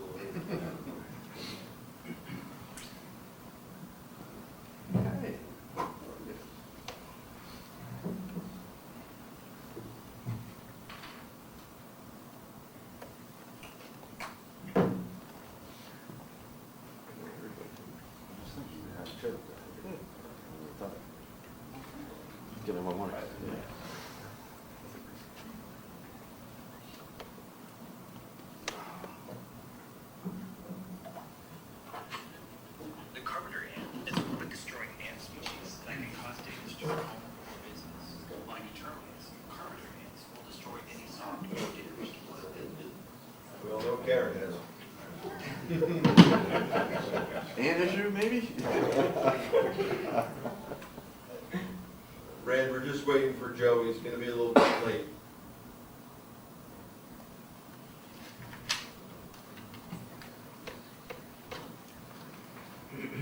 The sundial had a cloud in front of it. The sundial's turning different ways.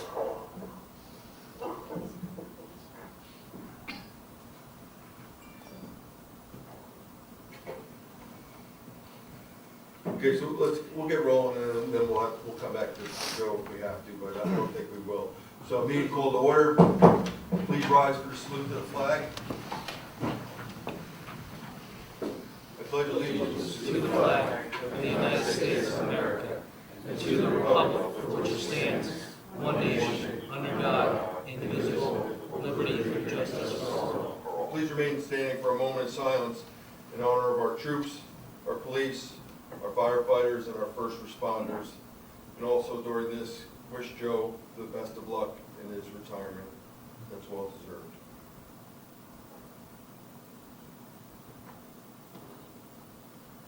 Thank you.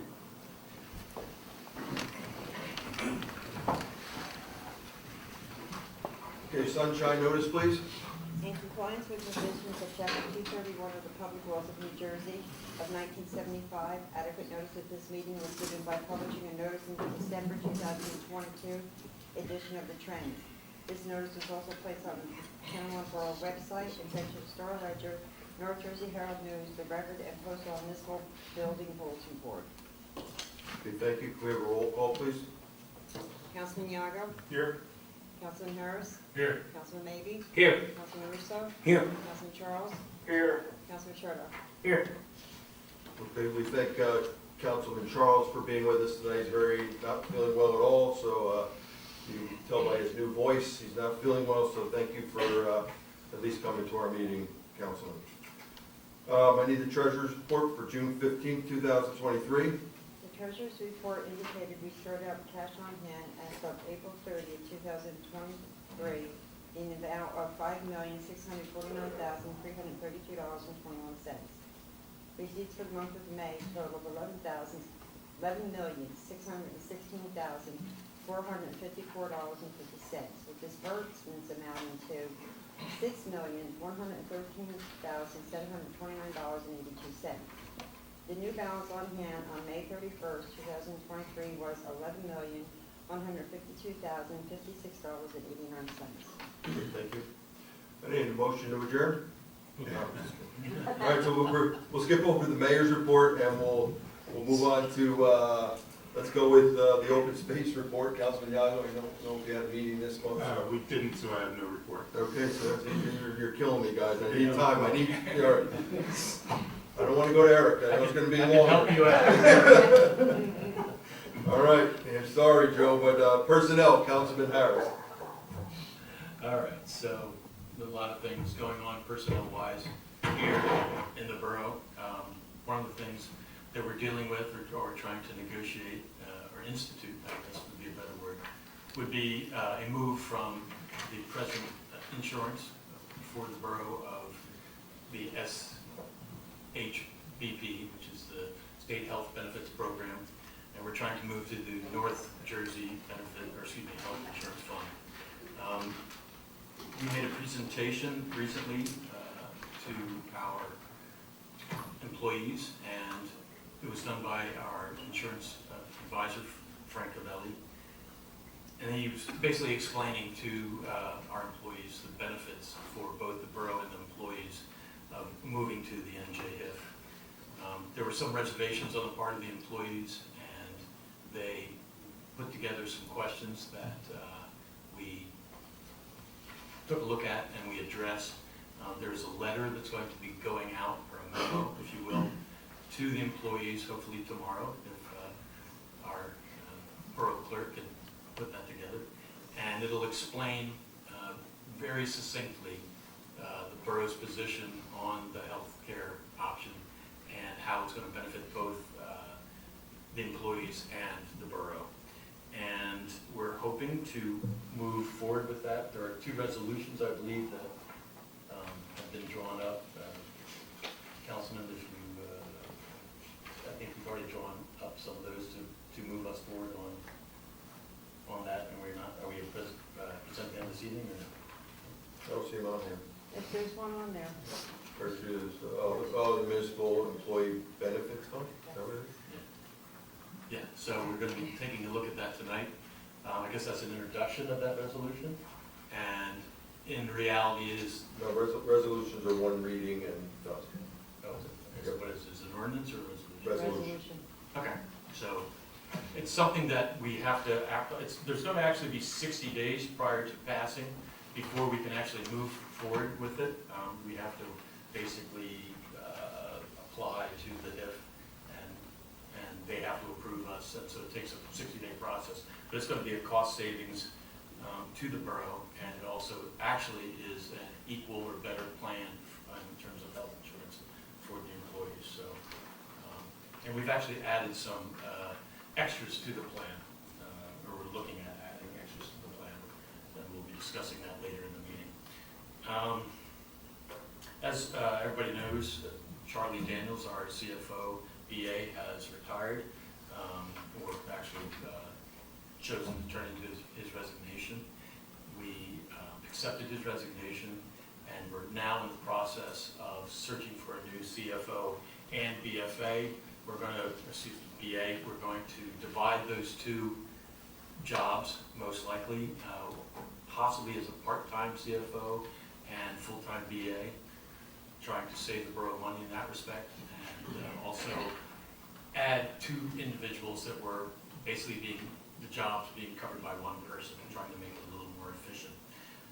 We have been receiving resumes from people. All those resumes have been distributed to pretty much everyone on council. The personnel committee will get together and take a look at those multiple resumes, and we will be making recommendations to council as a whole as to who we think might be a good idea to go forward. We're very transparent in this to the whole council, so everybody has a look at it, but obviously personnel committee is going to have some say in who we're recommending to look at further. And then, very possibly, if we need to, we will then go to a consulting firm to get their opinion on who the best candidate is, and then eventually, hopefully in the near future, as opposed to the distant future, hire a new CFO and BA. I want to thank Vince Russo for his input on the advertisement that we put in. He made some very excellent points, and we incorporated those into the advertisements put into the NJLM, which is the New Jersey League of Municipalities, and how we advertise for a position in a municipal government. In terms of who's covering the shift while we don't have a person in place, we have two employees that have covered it in the past that we're talking to, and so that they will pick up the necessary job options that are being left undone since Charlie's no longer in-house. We also are looking at tonight, I believe, if I'm not mistaken, hiring a QPA, which is an individual that allows us to make purchases in a more expedient way without the extended, what's it called, bid process. I guess it allows us to go through a very much truncated process. And so hopefully by doing that, we'll get things done quicker.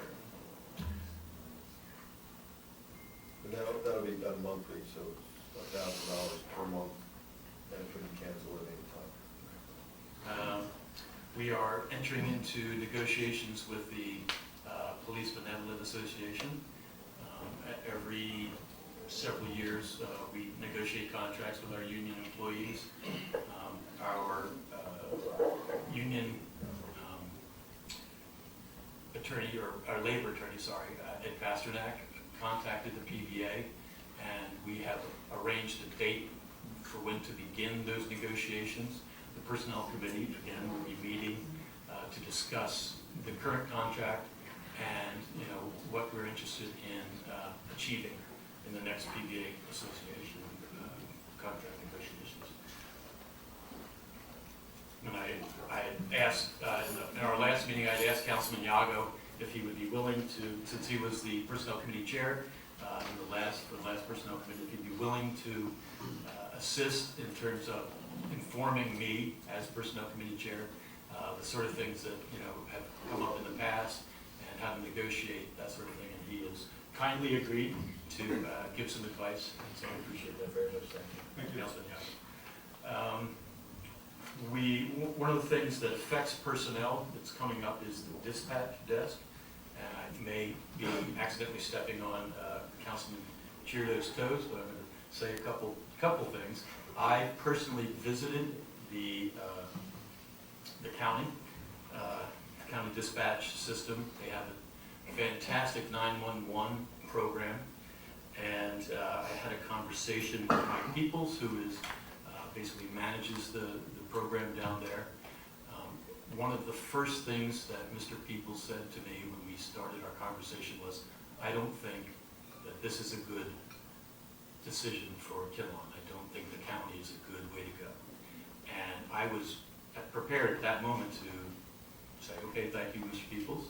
I respect your opinion, but I stayed and I looked at the system and I talked to some of the firefighter and police representatives that accompanied me, and we went through the whole system. It's very impressive. The things that they can do are very impressive. However, it doesn't really work, in my opinion, for Kinnelon. It doesn't work for the police and the firefighters on a number of different levels. And so in terms of how I personally feel about going to the county or staying with our current dispatch system, is I believe that our current dispatch system very much satisfies the needs of Kinnelon, and it is something that we should stay with and something we should improve and invest in. And the last thing I'd like to say is that we recently had some primary elections here in Kinnelon. This is, again, slightly touches on personnel. I'd like to congratulate Councilman Mabey on his win this past primary election.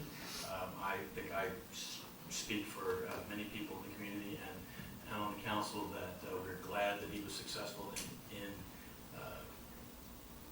winning the election. And I also want to acknowledge Councilman Charles, that he is stepping down for personal reasons from the council, and his position was contested by 3 different candidates, and the successful candidate was Cindy Frank.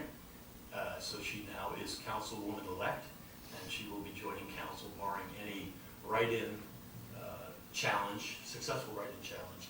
And I'd like to also, on behalf of many people in the community and the council, to say congratulations, Councilwoman-elect Frank, and we look forward to having you serve with us on council next year. And that's my full report. Well, thank you, Eric. You're welcome. All right.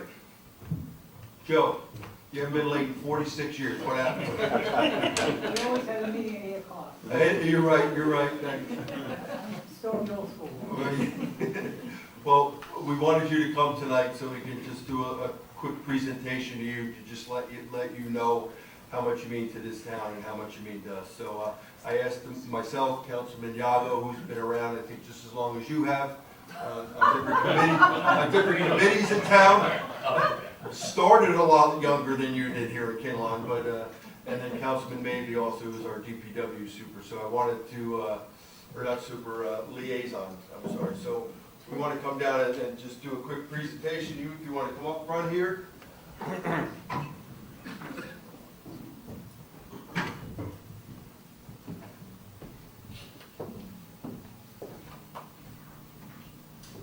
This is it. That's all you get.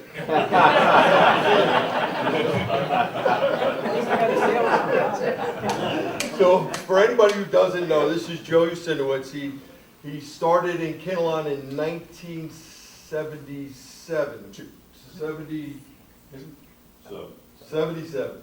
Okay. So he started at the tender age of 34 34, 36, I'm gonna use my quick math. Higher than that, all right. So we'll just go just for easy way, we'll say 40 years old. Now here he is, 46 years later, and is now retiring at the humble age of 81, his wife says, and he's saying 82, so. Almost 82, so 82 years old, and is just retiring from a position that is a lot of physical labor and a physical work in our town. So I want to just start with saying thank you on behalf of all of our residents for your workmanship, for your pride in our town, and so I'd want everybody to give you a round of applause.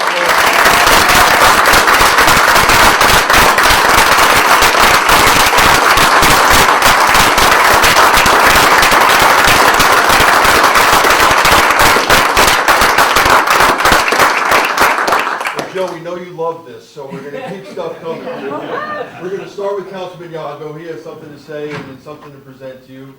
So, Bill? I just want to say that I outlasted you. I'm a little bit younger, but yeah, we've been at this for pretty close to the same amount of time. And I just want to congratulate you. And we do have a... Over there on the table. I'll grab it for you. Gift for you.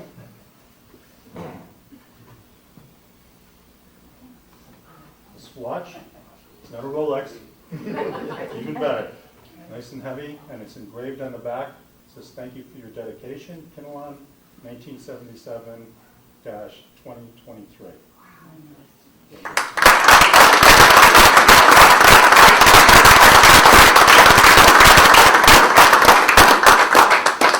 Glenn Cisco didn't even get a watch. You worked a lot harder than he did. All right, so now Sean has something for you. So, and again, this is on behalf of the entire council. I know Bill didn't. So I moved in Kinnelon in 1985, and I remember him forever being a part of the Kinnelon community and the DPW. He went to school with my dad. Got a lot of fond memories of them when they were young. Something that the mayor instituted in the town, and this totally represents who Joe is and a part of our community. We've made you an honorary member, hometown hero, and you'll be hanging up on our wall.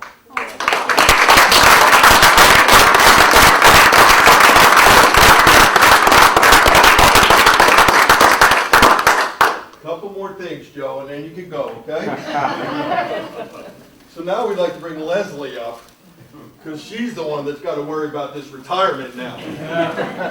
So Leslie, thank you for sharing Joe with us for all these years, and on behalf of myself and the entire council and our community, it means a lot to have his back all the time and make sure that you're kicking him out of bed on snowy nights and making sure that he's always on time except for today. But thank you so much for that. I hope you enjoyed it.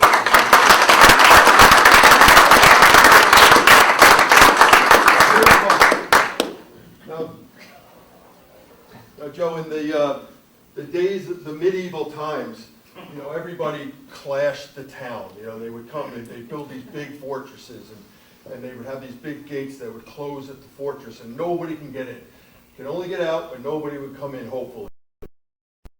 It was something called the key to the city. And that was where the king would say to himself, this person is worthy to always be able to come in and out of this community. And Joe, that's you. You burn the key to the borough of Kinnelon. It says, presented to Joe Usinowicz in honor of your 46 years of service and dedication to our community and to the borough of Kinnelon. Joe, you'll always have a home here. Thank you.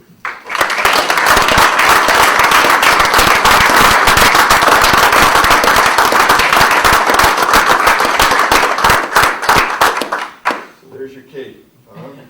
You go around town and check it out, see what it unlocks. Does it open the smoke rise gate? Well, can we get a nice picture? Yeah, John, why don't you come up and say something real quick, John, and then I'll invite all the guys up. Okay. And then we'll all do a quick pic. Whoa. He's getting buried. Congratulations, Joe. I started working with the borough in 1987, and Joe was kind of my boss at the time, and somehow, you know, I became now his boss, but it's been great working with you. We always always had this weird thing, and maybe you'll enlighten us today. Every time there was a snowstorm and we made a phone call, you were at work in like 3 minutes. Did you go to bed in your clothes? Jump out and come? We could never understand how you got to work so quickly. Leslie. You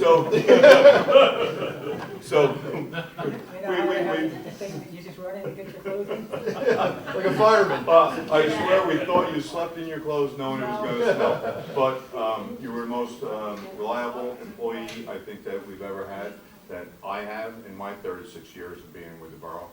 And you're going to be greatly missed. And we may call on you. Well, there's an opening. But I love you, Joe. And, we're always here for you. Everybody is. Yep. The union has something for you, just in case you get bored. They brought something along that, something for the garden, if you want to get it dirty. The guys signed it. So, a little something for the You're garden. going home with a lot of stuff tonight, Joe. Congratulations on your retirement. And this is from the men, and we appreciate everything you did for the borough, and it was a pleasure working with you guys all these years. So, will not be forgotten. Stay my spot. Yep. I'm sure we'll see you around. Yep. But I'll just put this aside for you. Congratulations. All right.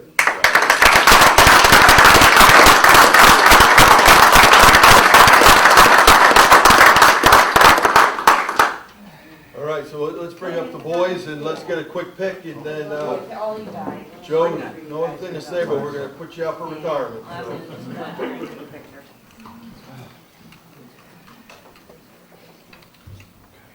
Here, you guys, come on down, or stand up there, whatever. Probably better off standing up there, so that you can see All right, us. shake your hand. I'll be out of here. Fly down now? Yeah, we can fly down now. Get there at 1 o'clock. All right. Jump up Here we right go. kids in the back. I'm used to it. Where's that? Better make sure I see everyone. You know what, take that shovel and hold it Oh. steady. Oh,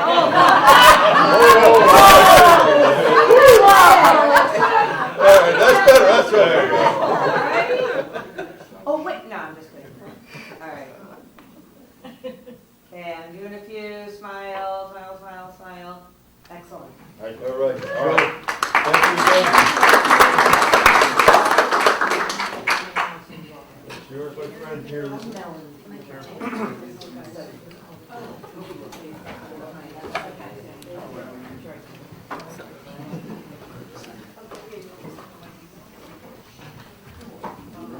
Oh, there's my glasses. Oh, no, you've never been late in your life. Deserve one, no, it's always been 8 o'clock. You just switched it. You got everything, you got flowers. Congratulations again, Joe. Yeah, I know you'll be around. We need a part-time guy to help us in the summer. Think about it. All right.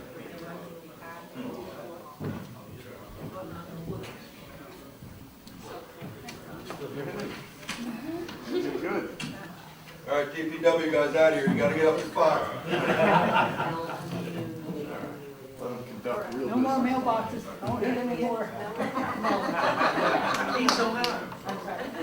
It was him, not me. Bye, honey, I have to go.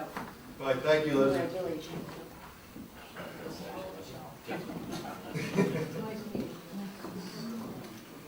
Joe, we love you, man.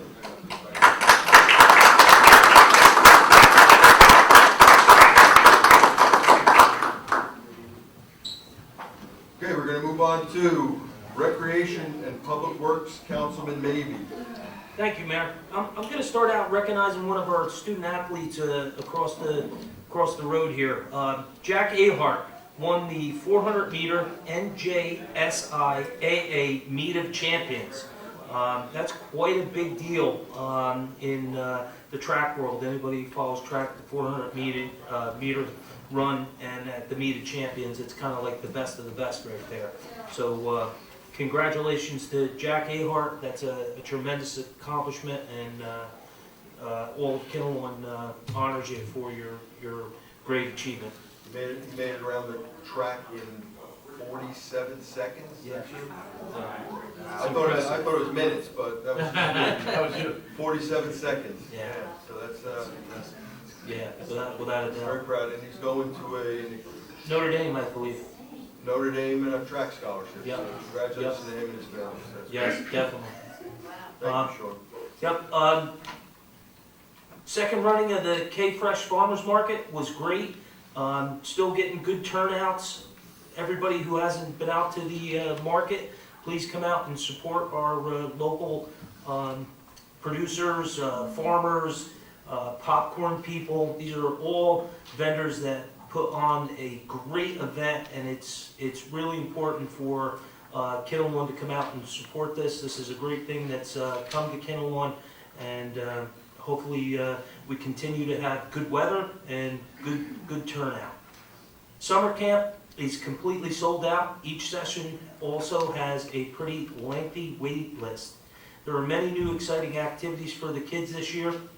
In addition to the camp, we have added after camp activities, all of which have very strong attendance. We did this all in an attempt to give working families a little more extra time to be able to get there to pick the kids up. We hope to expand with even more next year. Currently, we've arranged for transportation to the baseball camp, in-house art, boys basketball, and arts camps. The week before summer camp, we are holding a girls lacrosse camp on the KHS turf field. Girls basketball, unfortunately, did not have enough interest, but we will consider a different approach for the girls that love hoops. All spring sports have come to an end with the exception of recreational baseball playoffs, which have been postponed because of the Canadian forest fire smoke. We will have to complete next week, and then all of our all-star teams will begin their games. Kinnelon Rec sponsored an amazing event with 3 KHS seniors. Last week, 50-plus kids enjoyed a beach party at the Stony Brook School. A ceremony took place last week with a group of Daisy Girl Scouts at the Booton Avenue Fields after they constructed and painted a book box for kids to leave a book, take a book. The tennis court project, we met out today with Tom Barotti, our town engineer, a contractor, and our superintendent and assistant superintendent. We're moving forward with trying to solicit bids. I've reached out to a contractor that has done this work before, but he wasn't interested in bidding our project, so we're going to reach out to another contractor, hopefully to get some numbers finalized and try to set a path forward with finally trying to get these tennis courts rejuvenated, along with our basketball court over on the Kinnelon field down the road. K-Fest, plans are moving forward rapidly as our September 30th date approaches. Committee meetings will be scheduled soon. A new and approved notification system for the borough is on the front burner. A presentation will be made to the mayor and council during the July workshop. DPW, we had a pre-construction meeting today with the first project that's going to get underway with our paving schedule this year. Cutlass Road, we met with Tom Barotti, the paving contractor, PSE&G, representatives from the county. We're hoping to have this construction started mid-July, and the other roads will follow suit, because once the contractor moves into the community, to remobilize, it doesn't make sense. And the biggest thing with getting the paving started so soon, last year we were put really behind the 8 ball and we paved so late. We got hit with a very large fuel surcharge because of the fluctuation of the barrel. In other words, when we enter into a contract with the contractor, he's usually a county co-op or a state co-op contractor, and he bids for a certain amount of dollars per ton in place. And that's based at the time of his proposal for the co-op of the price per ton. As the fluctuation of the barrel goes up and down, that price changes. So this is a very important thing for us to go ahead and get rolling, because right now the price per barrel has kind of flattened out and even actually gone down a little bit. So hopefully we get no huge increases by the time we get this paving rolling, and we can actually see a little bit of savings from what we budgeted for. We've had one resignation and one termination from the 3 employees that we've hired recently. We've ended up keeping 1 out of the 3. That's 2 times in a row over the last year. We've hired 3, and it seems like we only keep 1. So we have a job application out there, and the guys are working on that to see if we can get some recruits that will fit the job description and really want to stay. I also I had Karen send out a proposal from DMC Associates for surveying for the issue that we have up on 11 and 16 Falcon Way.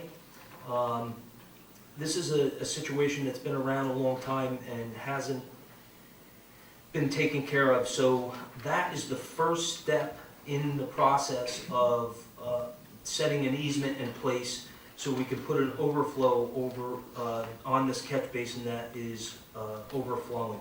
So that is something I'm going to recommend that the council agrees to move forward with.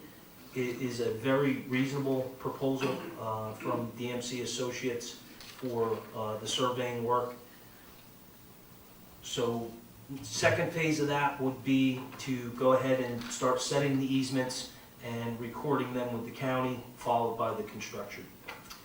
Lastly, hopefully by this time next month, we will have our tipping fee receipts from Republic, and we will be able to see what we actually have been able to save, with the borough finally being able to pay for and directly to the tipping fees with regards to recycling. We're hoping that we're going to net a very large savings. So stay tuned. We'll bring that information to you hopefully by this time next month. That's it from me, Mayor. Okay, thank you, Councilman. Okay, so we'll move on to ordinance, library coordinating, Councilman Russo. Thank you, Mayor. You're welcome. Mayor, tonight we're going to be voting to adopt 3 ordinances, one of which is to change the membership of the Sustainability and Open Space Committee, one to change the name of the Kinnelon Municipal Alliance from Camelot to K Cares, and a bond ordinance for road paving and other capital improvements. In addition to that, we're going to introduce tonight an ordinance that updates the language concerning our borough fire official. The historical committee, the museum continues to have issues with the restoration from the 2 fires that occurred, and also water damage from pipes bursting. It was determined that the wiring now in the whole building has to be replaced, and the cost to just hire an engineer to determine what that wiring will end up costing us is going to be $10,000, and we have at this point no idea what the cost to wire the building is going to be, so that is an ongoing issue. I'm told that this is not covered under our insurance, and so we're going to have to wait and see what happens with that. The library is open for business. During their restoration, there was a defective pump in their heating system that caused the flood. All of the damage has been repaired, and now it's all cosmetic. They have to sand the spackle on the walls and repaint, but the library is open for business. Tomorrow, which is June 16th, there is going to be a blood drive at the library. So So if you want to donate blood, go to the library website and you can schedule an appointment to donate blood. We encourage everyone to do that.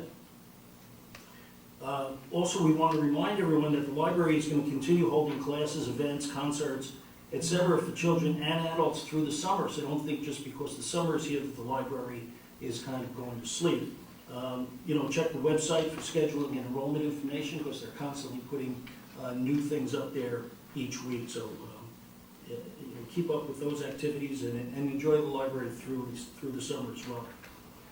Lastly, the 2023 edition of the Kinnelon Service Directory, which is produced by the Friends of the Kinnelon Library, has been posted both to the library and the borough websites.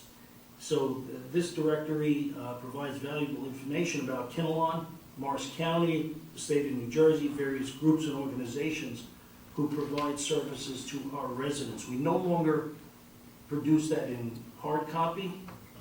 It's on the website of the borough and the library. You can download it, you can print from it, etc. And we encourage everyone to support the local businesses who helped us along by advertising in that directory. That's my report, Mayor. Thank you. Two things, Councilman. One, historical, are you going to get back to Mr. Klein? Or are you going to respond to him? And I'm not sure how we're responding to him. I was just going to say, I'm not sure how we respond to him. Is it a waiting game until our next meeting? Is that I don't know. I think the council's going to have to decide if we want to pony up, 10 grand to hire this engineer to determine how much further. Well, I think it's something that has to be done, it's our historical building, we can't move forward, or we could just wait to discuss it at our workshop. I think we're going to have to do that. Councilman Russo, are there meetings set up to talk with insurance folks and clients and make money? I have no idea, Councilman. I haven't been involved in any of those discussions. I mean, that's being handled by the Department of Public Works, so I don't know what the status is. And then secondly is I love the bow tie. Very classy. Okay, thank you, Councilman. We'll move on to utilities, technology, Councilman Charles. Thank you, Mayor. I hope you can hear me. Yeah, we can. And my voice turns into a frog. The good news is the birds flew. The birds have left our Denise Drive water tank on June 7th. We are working with the demolition engineers to see if we can reclaim our demolition date. Right now it was moved to July 18th because of the birds. Hopefully we can get this moved closer and get going on it. So congratulations, we're moving forward on the demolition of the Denise Drive water tank. The municipal building is nearly complete. They're looking, as the week of the 12th, they're looking to schedule a walkthrough inspection and training with the borough staff and DPW, so that should be coming up in the next week or so. And that would also involve the library. Taking the next step regarding the Historical Society and their issues with the insurance, I think it may be time when we have the work session that we also include the insurance, why they're delaying covering the replacement pump for the first boiler in the library. All the other work, as Councilman Russo stated, is moving forward. They're doing a beautiful job restoring the ceilings and all the walls that were damaged during the water. But we still need the claim settled on this pump. As you know, we replaced the pump on the second boiler. We didn't wait because they were both the same manufacturer, installed at the same time. We immediately removed the pump and put a different manufacturer's pump, U.S. made, on that boiler. But we need to work with the JIF regarding several issues we have pending with the town. They're holding us up. We need to move it, and that's an agreement. I think we're all in agreement. Let's get this done. We're moving into summer now, but we need all the boilers for the air power for the air conditioning units. Regarding, I don't know, is display up? We had Rio Supply drop off the actual Neptune Mark 10 ultrasonic water meter along with the electrical equipment. So you can see the transmitter and a large size flow chart. So for the 625 new water meters are installed by DPW, we will have the capability of being able to read these meters remotely. Basically, they can be read in from the Borough Hall. At the same time, we'll be able to monitor any overusage, so we avoid any problems we had last year. And so that's exciting. That is on the agenda tonight for council to vote to approve. Randy, there is a kicker. Randy, we do have the water meter and the electronics and the diagram on this slide here. It's great. Please, everybody, take a chance to look at it. It's very impressive. It's basically state of the art. And you'll see that the water meter itself is all brass. It's all made in the U.S. And they basically last for a very, very long time. And they will replace it. It'll be serviced right out of here in central Jersey. The beauty is Rio is a member of the Morris County Co-op. There will be an anticipated price increase by the co-op June 30th. That's across the board. So that's why we are moving tonight as scheduled to approve the funding. The funding for this project was approved in 2022 when we approved the funding for the demolition and replacement of the Denise Drive water tank.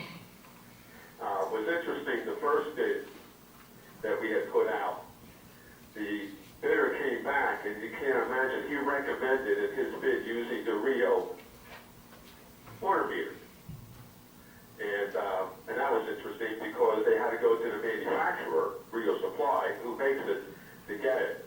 So we know we're getting an excellent water meter and a reporting system to provide and free up DPW. We'll pick up another individual to do more work on the borough, as we can now process the building remotely. The senior center, emergency shelter, community center underground extension has been completed. We're in the final stages of all the paperwork, and that involves providing the maintenance bond, the general release, the draft of the final pay application that need to be approved and submitted. John Whitehead's been fabulous, and Joe Diosi over at DPW, overseeing and working with this. It's been a wonderful project. It's been very productive. We will be doing the building and final paving. The borough will be doing it. We will backing this out of the contractor's project, because our county co-op pricing is substantially better than what the contractor can provide. So there'll be a change order issued. Now the $24,500 taken off the final contract. So right now, as the costs come in, we're $50,942 less than the current contract. The current approved contract was $502,000. We're coming in at $451,163. Karen's been overseeing this, and as well as our engineer Mark Bennigan, working with John on this. Crew will be preparing a balancing change order in the amount of this $50,940 to come off the overall project cost. There will be one change order of $12,000 coming in from crew because of all the additional work we had to do, which involved 10 additional days of contract time. That was when Butler informed us that the water line is 200 feet further down Walnut Lane. As well as working with Butler, which has been great because we replaced the fire hydrant with them, and we put in 2 new fire hydrants, and all the testing and documentation and activation. So all in all, we're coming in about $38,000 under budget for this project, which is excellent. There is a few very, very minor bucket items that need to be done if they're not done already. If you get a chance and you want to walk up there and walk it, they did a beautiful job restoring it. The beauty is this extension of utilities now allows us either to make a right turn into the Kinnelon Recreation Park if we decide to do something over there, which is sewer, water, and as well as allows us to move up into the original site for phase 2, which we need to begin to start soon on, and that is the field and the field house. That's covers utilities. I'm not gonna go into the dams. I think we were a little early on that. I think next month we can cover the dams, because this is the time of year where the state has all municipalities go through their inventory of dams. As you know, we have 18 in Kinnelon. So we'll cover that, because there's some situations coming up on that we need to follow up on. We need more information. Moving towards technology, again on the budget tonight, we thank everybody. We've already did the first phase of digitization of borough records. That was all paid for under the original COVID bill 3 years ago. We covered that. This is the second phase. This is all the Board of Health in Borough Hall minutes. You're talking over 300,000 documents. Proteonics is the main player on this, and he's on the state contract. And we are recommending we move forward with this and complete the digitization of all the Board of Health and borough minutes. It's a lot. But it will be at the fingertips of the staff and the public as they need it. We are resuming next week, meeting on the telephone and wiring for both the library, the Borough Hall, and DPW. So we'll have more information next week after we have a meeting. And we're just going through. That's my report, Mayor. Okay, thank you, Councilman. I have a question for the councilman. In regard, Randy, or Councilman Charles, in the paving on Walnut, did Coltexa ask for any type of reimbursement, given the fact that they were, in their contract, promised monies for the paving? Did they ask for any additional funds to agree to the contract being truncated? No. And in regard to the water meters, are there more options than the solution of full readability from the borough that were presented by Rio? Well, we also went out to Suez. We worked with Suez. And Suez is probably the #1 provider of water services, particularly urban areas, and right up here in West Milford. And they came back and recommended, without us, they came back and recommended Rio. They recommended the Neptune Mach 10 system. Right, I'm not actually talking about that. What I'm asking is, my understanding from the information that I got from Rio was that there were at least 2, if not 3 different options of readability.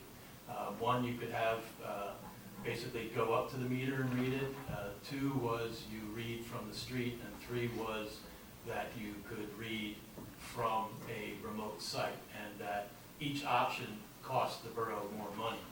I don't recall seeing any sort of. Well, I do, Eric.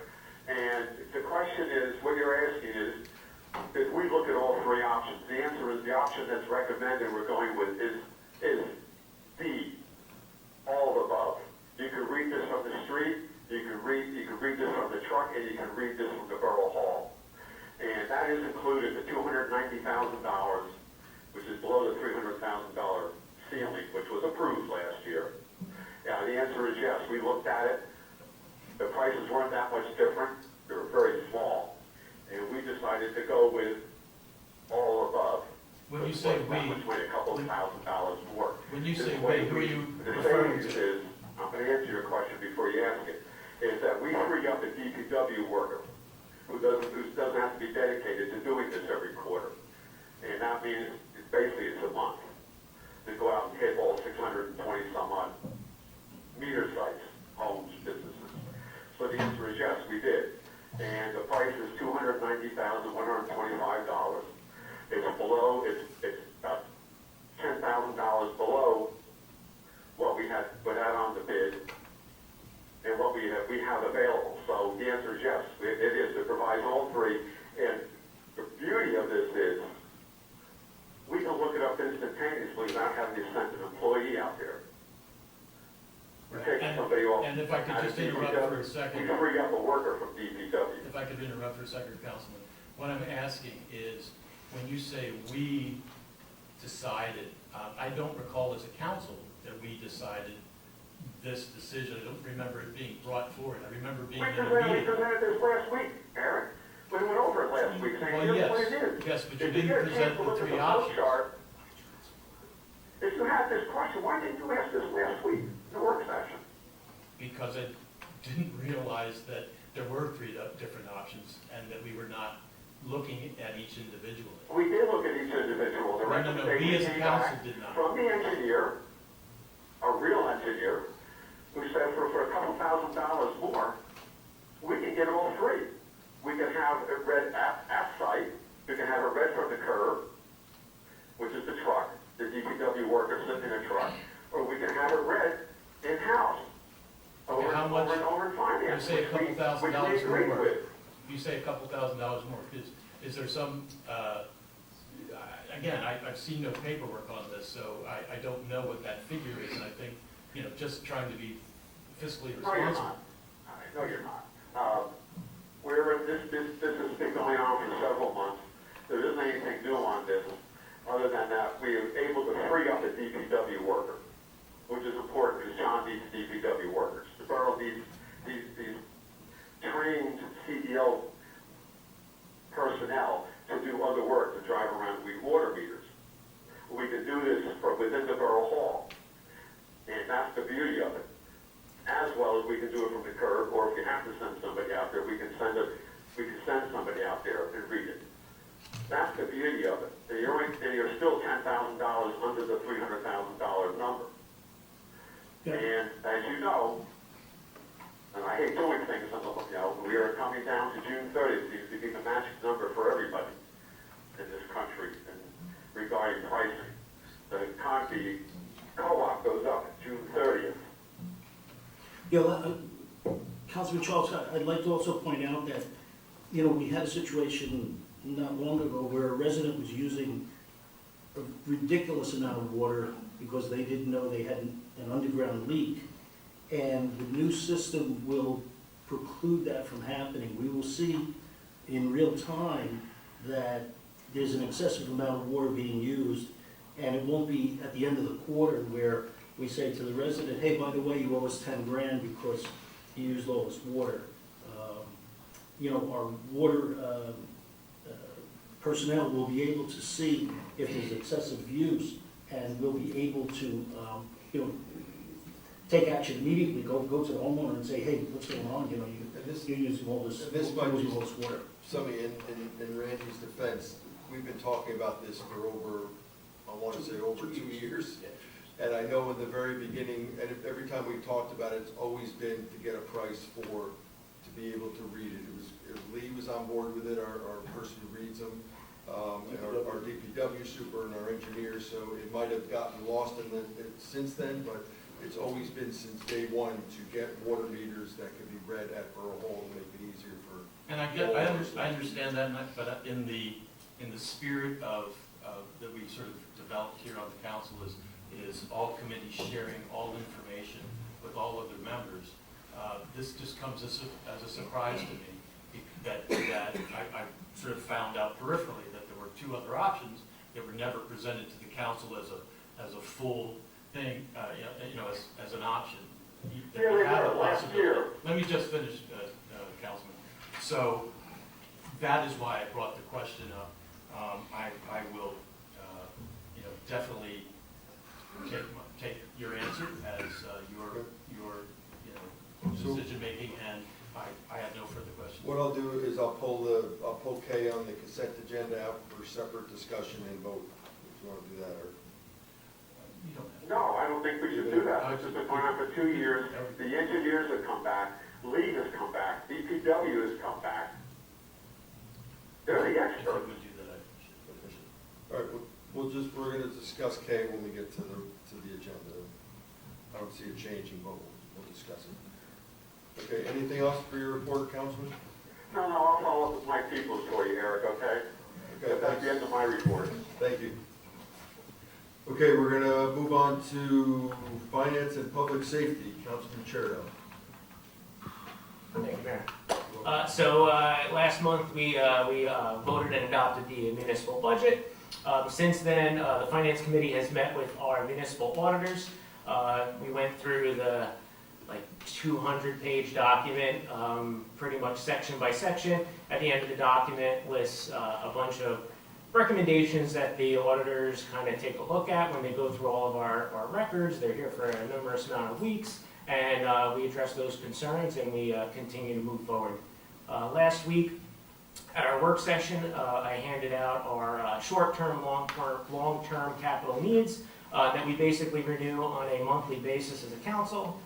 We've been completing and working on a good amount of projects over the last 5 months.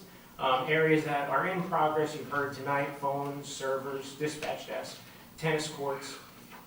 Tonight we'll be voting for the records, our dispatching desk, and approving basically $1.6 million worth of paving, which I think is, again, an extremely an amazing milestone that we've been able to accomplish as a governing body. And the key with all of these projects is no additional cost to the taxpayer. We didn't have to raise anything above what we currently have to get all this stuff done. Grants. We kicked off our grant kickoff meeting with Millennium Strategies. Katie from Millennium Strategies met with all of our department heads. We got logins, passwords. She went through a really in-depth approach on the portal. We get emails every Friday on grants that are available, and then we'll be able to work with them one-on-one on a grant-by-grant basis to really see what's viable and worth achieving as a governing body. The fire department, since in the portal, has taken advantage and has identified a DCA grant for fire department gear. That grant, I believe, the deadline is the end of the year, so they're working on putting that together. We spoke about the importance of kind of planning when you talk about grants, and basically that pre-planning. If there's a grant that's a 50% match, we want to make sure we have that match before we apply for that grant, so we know that the funds are there when we do get that. Public safety. Fire department. Boro has 3 engines, 3 tankers throughout our community. Tanker 2 is 2001. Been out of service due to some rot and the tank shifting. Facility was a little backed up in terms of their ability to get the tanker in for repairs. It is either in now or it's on its way there. I think it's already there, but it should be out for the remainder of the season. Engine 2 is also having some issues, but what's good is engine 2 is the engine that we're going to be replacing. Unfortunately, that engine doesn't get here till 2025. That engine is out of service. So what the fire department did, which I thought was great, kind of making sure that the town is always covered, since Tanker 2 and Engine 2 is out of service, that's basically Company 2 out of service. So they moved some equipment around so that there is a piece of apparatus at Engine 2. We accepted, we had a boat training for the new boat that came in. Everything worked as planned. Rave reviews from the fire department in regards to the added benefit of what it's going to be able to do for our community. Fire department received the 3 sets of gear and the 13 SCBA cylinders that they received from their grant. Police department, as always, do an amazing job of keeping us safe. Next month is the Junior Police Officer Academy. There's 35 junior members that have signed up, and looking forward to giving an update further on that next month. And lastly, I just want to congratulate 4 of Kinnelon's newest Eagle Scouts, Hudson Barbaras, Eric Lawson, Akshat Mittal, and Cameron Mayer.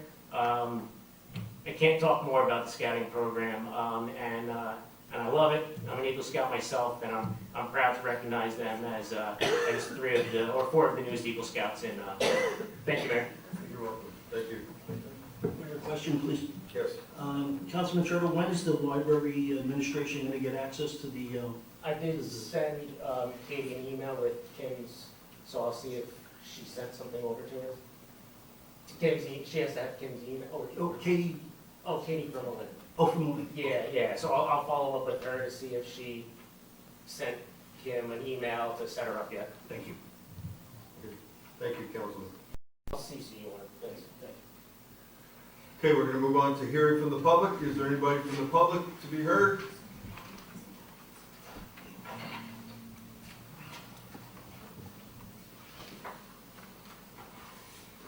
Good evening. I'm here to just make some comments regarding payment of taxes. You know, I know it's a heavy burden that we all have to bear to pay taxes in this community. All the money that has been spent by this borough and very carefully, fiscally planned out. But section 47-38 of the municipal code requires every resident that comes in front of the Board of Adjustment or Planning Board to be current with their taxes. That no approval will be granted unless their taxes are paid in full on their property.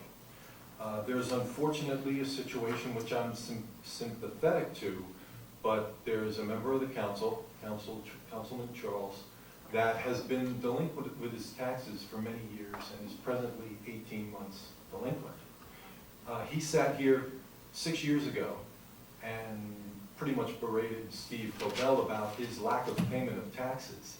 And Steve Cobell subsequently resigned his position on the council. So I'm here to just point out that we need to, as members of the council, and certainly if we were on any committee in this borough, that if you're serving as an elected official, you should be current in your taxes. So I would suggest that an ordinance or a resolution be adopted that mandate that requirement so that doesn't occur in the future and look poorly on the members of the council. That's all I have to say. Thank you. Mayor, can I ask who is that? I don't think he's allowed by law. No. It's Brian. He called me out. Brian, I'm not even there. it's Brian. He said he would give up his name as Brian Giacosa. Oh, that's great, Brian. Good move. Mayor, can I point out one thing that, you know, I hear what Mr. Giacosa has to say, but, you know, we've all gone through COVID, and there are many, many millions of people who have lost income, who've lost jobs, who've had to have family members get help. And they're struggling. And in this case, Randy's one of them that's in that category. And, you know, to say that he's not paying his taxes literally is true. But it's not that he's sitting there with the money and doesn't want to pay. He's had some issues because of COVID. And I think that if any of us have any kind of compassion, any kind of heart, any kind of understanding with anybody who's struggling, we should realize that and not try and make political hay out of this. This is not something that should be political. This is a member of our community who's had issues because of COVID, has had financial issues that caused him to be in arrears of his taxes. Now, I'll point out that he does pay his taxes. He may be late. He gets charged the interest and penalties just like everybody else does. And as our former CFO said, you know what? I wish everybody was late on their taxes. The borough would make 20% interest. So to publicly chastise him, I think is just heartless. I think it shows a lack of compassion and a lack of understanding of what situation many, many millions of people in this country face. That's it, Mayor. That's my comment. I would like to respond to that. I take offense of it being heartless and political, okay? I understand that this happens to people. What I have an issue is the fact that he 6 years ago berated a member of the council in the same situation as he now is. And when it's on the other side of the foot, it seems to be different.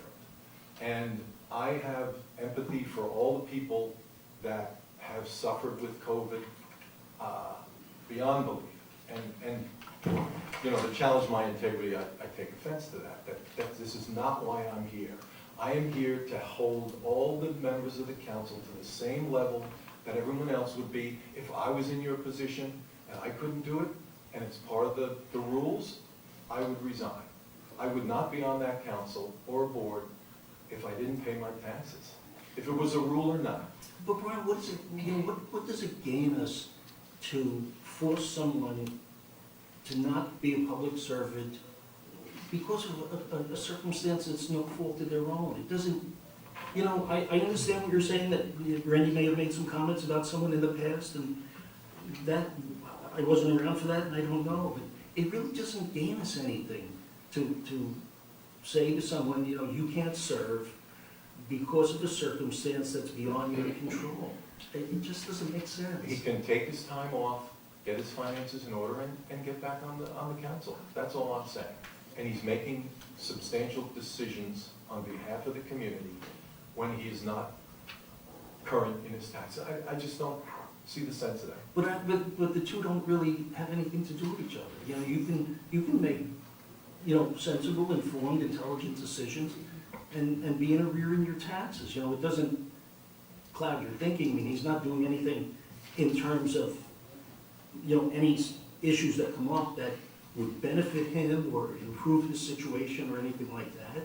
He's not asking for any special consideration.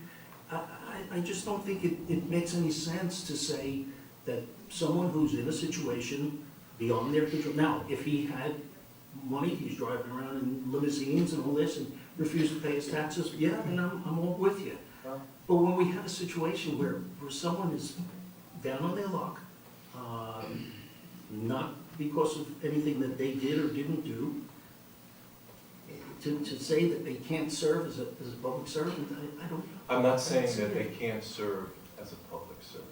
I am saying that he shouldn't be as an elected official on the mayor and council. There's plenty of other things he can do to contribute to this community. That's all. I'd like to just state, he's delinquent in his taxes. He's never gotten a tax sale. He gets caught up when he needs to.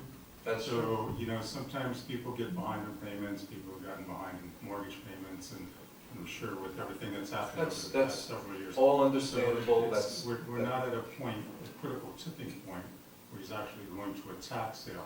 He does catch it up, and he's struggling. So, and I think I'll just leave it to everybody here to decide if you think it's appropriate or not, and we'll just leave it at that. Because we can go round and round. Can I say something? Should we change the ordinance for the residents in the community to be able to come before the Board of Adjustments and the Planning Board if they're delinquent in their taxes? Should we change that ordinance too? Right, you've got to be fair to all Exactly. It's a double standard, and I don't think we should have any double standards in the borough of Kinnelon. Well, let's ask Brian to do some research and see if it's even possible to do what we're talking about doing, and we'll discuss it at the workshop. Thank you. Thank you, Brian.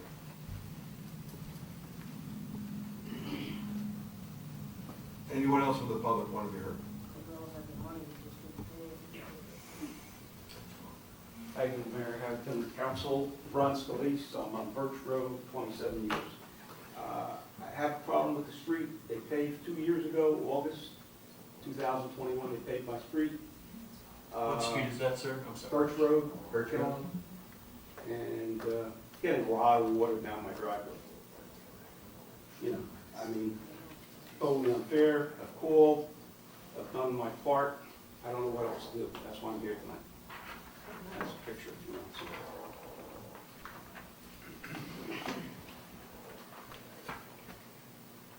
Well, I've spoke to Ron several occasions. Yeah. And I spoke to John. I mean, it's totally, he understands what has to be done. It's just not being done. I don't know. So my thought is the educated councilman up here for that type of situation would be Councilman Maybe. So if you can take it from here, I'm not. I spoke to Mr. Scalise today. I informed him the best way to go about this is he's going to send an email out tomorrow to myself, John Whitehead, Joe Niosi, and Karen, and we'll have a meeting just like Falcon Way. Okay. And we'll try to set a plan to address this. Thank you, folks. Okay. You guys are doing a good job. Thank you. Thank you. Ron, do I? No, thank you.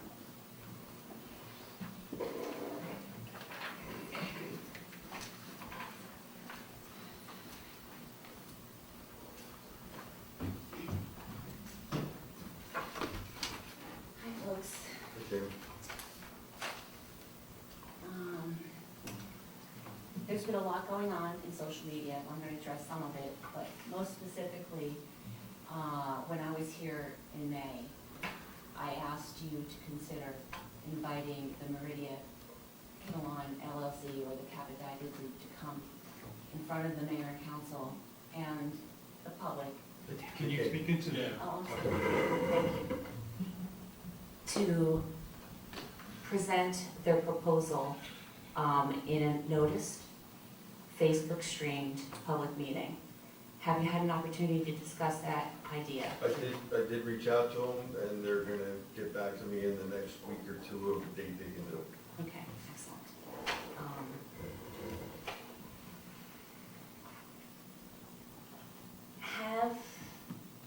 I know we have a new council right now, and the presentation that they made in the past was when at least 3 of the members were not at that council meeting, that workshop meeting. My question is, have the 3 members, Councilman Navy, Councilman Harris, and Councilman Churro, have they had an opportunity to meet with the developer to discuss the proposal? I sat 2 seats away from the August meeting. Okay, sorry. I didn't know you then, sorry. I was just reported then. Okay. Reporting. What developer? All right. Have they seen it? I would assume Anthony has, I don't think Eric has, but he might have seen it in passing, but no formal presentation has been made to this board that sits up here. But there hasn't been any Except other for myself. presentations, like at the League of Municipalities or anything like that? Okay, excellent. One of the things that came out of the primary election, there was a lot of postings on social media. And one of them was from you, Mayor, with respect to the rumors related to the apartments. You were there at the presentation as well as Churro, Councilman Churro. And you know that they paid $400,000 for a landlocked piece of property that's worth $33,000, or it's assessed at $33,000. Correct. And you know that they've inquired about electrical capacity for 250 apartments. Correct. So with those 3 facts, how can you say that it's rumors? I know we don't have an application in front of the town, but when you look at the facts of the presentation, the actual $400,000 cash payment, as well as the inquiry regarding apartments, I would think that a prudent leader would anticipate that there's going to be something, that it's not a rumor. Do you disagree with that? I'm not sure what you're saying, but I'll explain to what I meant by it. Okay. What I meant was, they have never came, besides 2000, and I keep messing the date up, was it 19 or 17? When they came in front of us, they sat in front of this council and they talked to us. That was it. And now, any businessman, a good businessman, would definitely, if they're going to do a project, which they're gonna present to us eventually, which they haven't presented yet, except back then, when we don't know if the numbers are correct, or any of the details were correct, any businessman would go out and do due diligence. You're not just gonna say, you know what, I'm buying all this property, I'm gonna do this, I'm gonna have that, and I'm not gonna ask about electric, I'm not gonna ask about water, I'm just gonna keep my fingers crossed and hopefully this works. If it doesn't, I'll lose a couple $1 million, so no big deal. He's a businessman. He's doing what he has to do in order to acquire what he needs to acquire. He needs to do due diligence on his electric bill. Can he get sewer? Is he allowed to do it? And at that point, he would then present it to this council of what his idea is at that point. Butler Electric might say, you know what, I only got it for 170 units. That's all the electric you can get. So he's not going to come to us and present 150 if he can only get electric for some of them. Okay, so then we should probably go along the lines of the electricity. I understand what you're saying. However, when you spend $400,000 for a landlocked piece of property, it's beyond approved. It's almost like buyer beware. If you're going to acquire that, because right now it's zoned commercial, and the concept that was presented was for residential. Correct. And I'm going to make an assumption here, but you can correct me, or maybe I should ask it as a question instead. Has there been any promises, assurances, in public or in private, to this developer that the borough's going to consider changing it from commercial to residential? No. None. Okay, so then he really is being, buyer beware by spending $400,000. Correct, but he'll own that prime piece of commercial property. I agree. We bought that property. It is such a glorious piece of property. The only thing he has is our redevelopment study that we did, that he paid for, Mhm. and that's what he's going on. Because our planner at the time who did the redevelopment study said that it's not a good piece of commercial property and it needs to be a redeveloped piece of property. So let's get into this, and maybe we may have to ask our attorney for a comment as well. The Borough Council directed the planning board to do a redevelopment study of the 2 lots in question. Correct. And this is the question for the borough attorney or for you, Mayor. A redevelopment study is basically, you directed the planning board to determine if the 2 lots in question meet the state criteria for redevelopment purposes. At that time, use is not discussed. The use of the property is discussed, Mr. Giblin or Mayor Frida, at what point in the process? Use that could be, the property could be put to? The proposed uses. Well, yeah, as you said, the redevelopment study is just to determine whether or not it meets the criteria in the statute, and then it's up to the mayor and council to make a determination. And then after that, if the mayor and council desire to have the planning board look at rezoning it, they can do that, but it's not necessarily a part of it. It's clearly not a part of it. The redevelopment study is just to determine if it meets the state criteria for redevelopment purposes under state statute. But there is a section in the redevelopment study that does outline possible uses for that property. However, On page the 15. purpose for the redevelopment study is to evaluate if it meets the criteria. The purpose of the redevelopment plan is to evaluate the best uses for the property. Correct, but Can the I study ask you a does point, outline. Andy? What is the point? Oh, there's lots of points, but regardless, Can you I'm get to just it? trying, Because we're running out of time for you. Why? Yeah, that's 5 the minutes. ordinance too. These are probably going over 5 minutes already, so can you get to the point? sir, please be nice, Go ahead, David. please.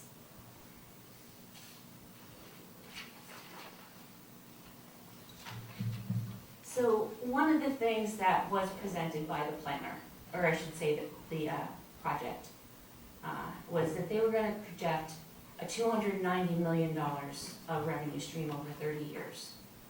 When I was running around meeting residents during the primary election, we were talking about the payment of taxes and giving tax breaks. And many of the people that I spoke to felt that if you're going to project a revenue stream of $290 million over 30 years, then you could pay your fair share of taxes, and that would include school taxes. But that's just a layperson's point of view. So my question is, when they come, and I'm hoping that they do come, and they come to the full public as well, I would like there to be an in-depth discussion about the differences in tax revenue that the residents in Kinnelon would receive based upon tax assessed value, as well as a comparison to the pilot payments. They do a pro forma schedule that is part of the application process, that they, to be chosen as a redeveloper, that is part of the process. And the first column in it is the taxes that the borough would get under the tax assessed system. And under the 212 apartment proposal from Meridia, that number was in excess of $52 million. Under the pilot payment, under the same pro forma schedule for the 212 apartments, the borough would get $31 million under the pilot system. So there's a difference of $22 million, roughly, that the borough could receive under a tax assessed value. So prior to going into a redevelopment plan, which the purpose is to provide a tax break or an opportunity for a tax exemption, meaning that the developer does not pay any money to the schools, I would like the residents of Kinnelon to understand the differences and what that would mean to the residents of Kinnelon. For $22 million over 30 years, that's a heck of a lot of fire equipment that can pay for dams, it can help our schools. And when we only have 3.8% of our town that is zoned commercial, when we consider changing that commercial property to residential to accommodate a developer, let's look at making it a rateable, which would mean not a tax exemption, so that all of Kinnelon can benefit from this development. And thank you for your, oh, a couple more things. As I was walking around talking to people, somebody who lives on the Booton Avenue side of town we were talking about things that go on in Boro Hall. And they were like, well, I didn't know this was happening. And I said, well, it's on the marquee. Well, I don't go to that side of town. Would it be possible for the mayor and council to think about putting a marquee on the Booton Avenue side where like KRP is? That would be tied into whatever you put out here so that the people on that side of town can see what's going on. So I just thought I'd pass that on to you guys. And then the other question was, you brought up having the library have access to the grants. Perhaps the historical group might be able to get tied into the grant right away. Yeah, when they get rolling. Yeah, because, you know, what's going on with the museum. Maybe if they could get tied into something, they might be able to benefit from that. Thank you so much for your time. Thank you. Just have one question, one comment. Did we ever get the last week's meeting up on Facebook? Yes. We did get it. Okay. My leg I know that was shaking a mile a minute. there's that going on there. And just one thing I want to, just something with this developer that I don't understand is, I was on the planning board for 42 years. I never saw a developer way over buying property, way over the cost of what it's worth, and then rolling the dice on it. You know, that, to me, it seemed like developers always had ways to get out of it. They would come to the planning board prior and see what they would be able to develop there before they even started making purchases like that. So this developer works a little bit different than I've ever seen. Anyone else in the public look here?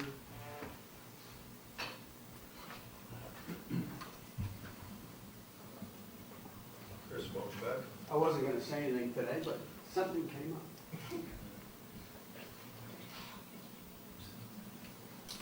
Christopher Kelman. So, news just in, the builder is, how would you say that? Papadaglia? Cap. Okay. He just sued yesterday, Leonia, because he wants to put in a multi-family affordable housing.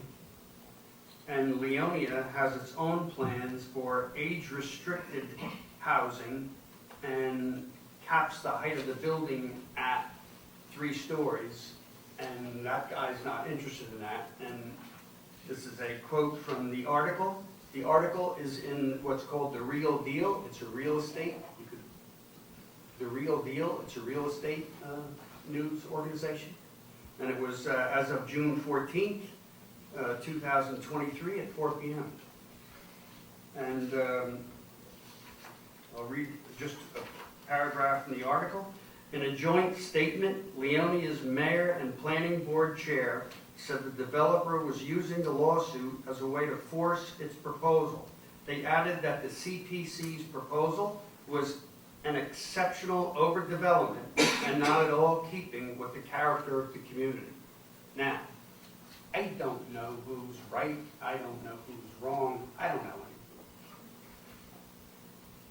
I would just look into this carefully. I know from all my years of contracting, there are contractors who do hotels, developers. And there's developers that do housing. And there's developers that do train stations. And there's developers that do movie theaters. And everybody has their niche, right? So if you want to try somebody, if you want to find somebody who does age-restricted housing, find somebody who does that. Because I've looked into these guys, and I can't find that they've ever done it. Now, that might be because I can't find it, but there are people, there are organizations who focus in on these things, and that's their specialty. So when the time comes down the road, like you said, not now, but when the time comes, try to solicit, find people who actually put in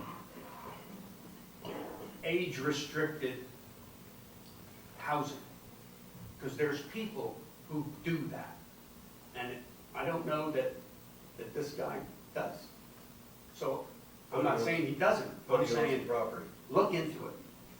But he owns the property right now, that's the problem. What's that? He owns the property now. He owns that property. Okay. So right now, the only thing he could do is put commercial things on it. Right. So we have that going for us. Okay. And Anyway. I don't know, Chris, did That's- you ever see the article from Lincoln Park? Lincoln Park, he got approvals for 220 senior housing units. Right. But then he went back and had it changed to at market. I did not. The circumstances of that are, That I don't know. but, yeah, I don't think he has any intention of putting senior housing. But I do know this, you know, it's funny that, it's not funny. In your years, have you ever had to evict someone? No. No. I've got to throw people out of my business that don't pay their bills. Okay, I'm talking. That's the same thing. Evict people from their homes. No, I never. Okay, right. Because Very when good. it does happen, it happens on a once in a while basis. Yes. And I mentioned this a couple weeks ago. What happens when you try to make a building that's age restricted, and you do that, and let's say only 25% of the thing gets filled up, right? Either one of two things are gonna happen. A, that place is gonna go out of business, right? And it's its own entity. So even though the builder puts it up, it doesn't belong to the builder. It's its own company nowadays, right? We all know that. So in the end, what happens in New York City, is they're not gonna let that go bankrupt. Because if they do, they have to throw out or evict however many families already moved in. And that never happens, because nobody wants to do that. Nobody wants to evict anybody, much less 50 families. So they open it up to unrestricted, and that's how the ball, that's kind of a thing. Just to get out of the trouble. I'd like to make a comment, Chris. Go ahead. Speaking of the Lincoln Park issue that, I don't so we actually have a call into Lincoln Park, the VA over there, to find out why council decided to, I mean, there's no. Yeah, I don't know anything about that. Exactly, so we're looking into it to find out why that Right. decision was made. And I don't know anything about this either, except, you know, I do my thing, I study. And I tripped upon this, or actually Phyllis did. But the point is that. Phyllis wouldn't have printed it out. What? Phyllis wouldn't have printed it out. I'm not giving it to Wasting anybody. tree. I'm not putting it into evidence. So what I'm saying is, I would look into the Leonia also. And all I'm saying is this, forget about this guy, I could care less. Anybody that you solicit going forward, right? Try to get somebody who does this. Because if this guy doesn't do this, he's not starting now. Thank you. Thank you, Chris.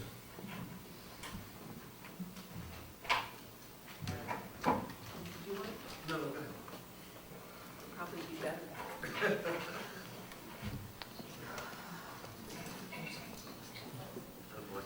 So either, but I thought if Chris is talking. The town I grew up in has a pilot program going on now that just passed everything. Planning board, council. It's a fair big of a mess. They've gotten spot zoning to be able to do things that they shouldn't be able, build things they shouldn't be able to build. In fact, the council says you voted for us, so we get to do what we want. There are citizens who are putting money into suits for different things that are happening there. Can you pull the mic closer to your mouth so that we can hear you? I can hear you. So I have gone to some of the planning board meetings down there, even though I don't live there, just because I still love the place, and I think this is really going to change the character. I've only lived here not even 20 years, but Kinnelon's pretty amazing. The nature of Kinnelon is quite different from where I grew up. And as I watched a doe go through my yard, yes, we all get annoyed with the deer, love them and hate them, right? I just, we don't need these huge buildings here. I do know some of the things, some of the parts of pilot programs, that they are negotiable in various ways, that the exemption only applies to the improvements, not to the land. So there are some taxes that go to the school, some components of it, but it opens the door to a lot of things that are not necessarily needed. After this was all approved, somebody I know who's been a realtor there for about 40 years, their office was told what the rent will be. Now there are going to be some senior housing there. There's going to be some moderate income, but there were a number of people in town who were for it because they said, good, we'll have a place to stay in town. Well, it turns out the rent for a 3-bedroom is going to be, I think, around $80,000 rent, $80,000 a year. So and then I look at the American Dream Mall that's being sued by East Rutherford for not paying their pilot monies, and they're being sued because what one American Dream Mall is saying, they don't have to pay until a certain amount of money is brought in. There's just a lot of things that can go quite wrong. It's quite complicated. I do not pretend to understand all of it by any means. But in my hometown, there was an awful lot that was done behind closed doors as well, before it came out to the public, an awful lot. So I don't live there, but it makes me sad. I don't want it to be happening where I live.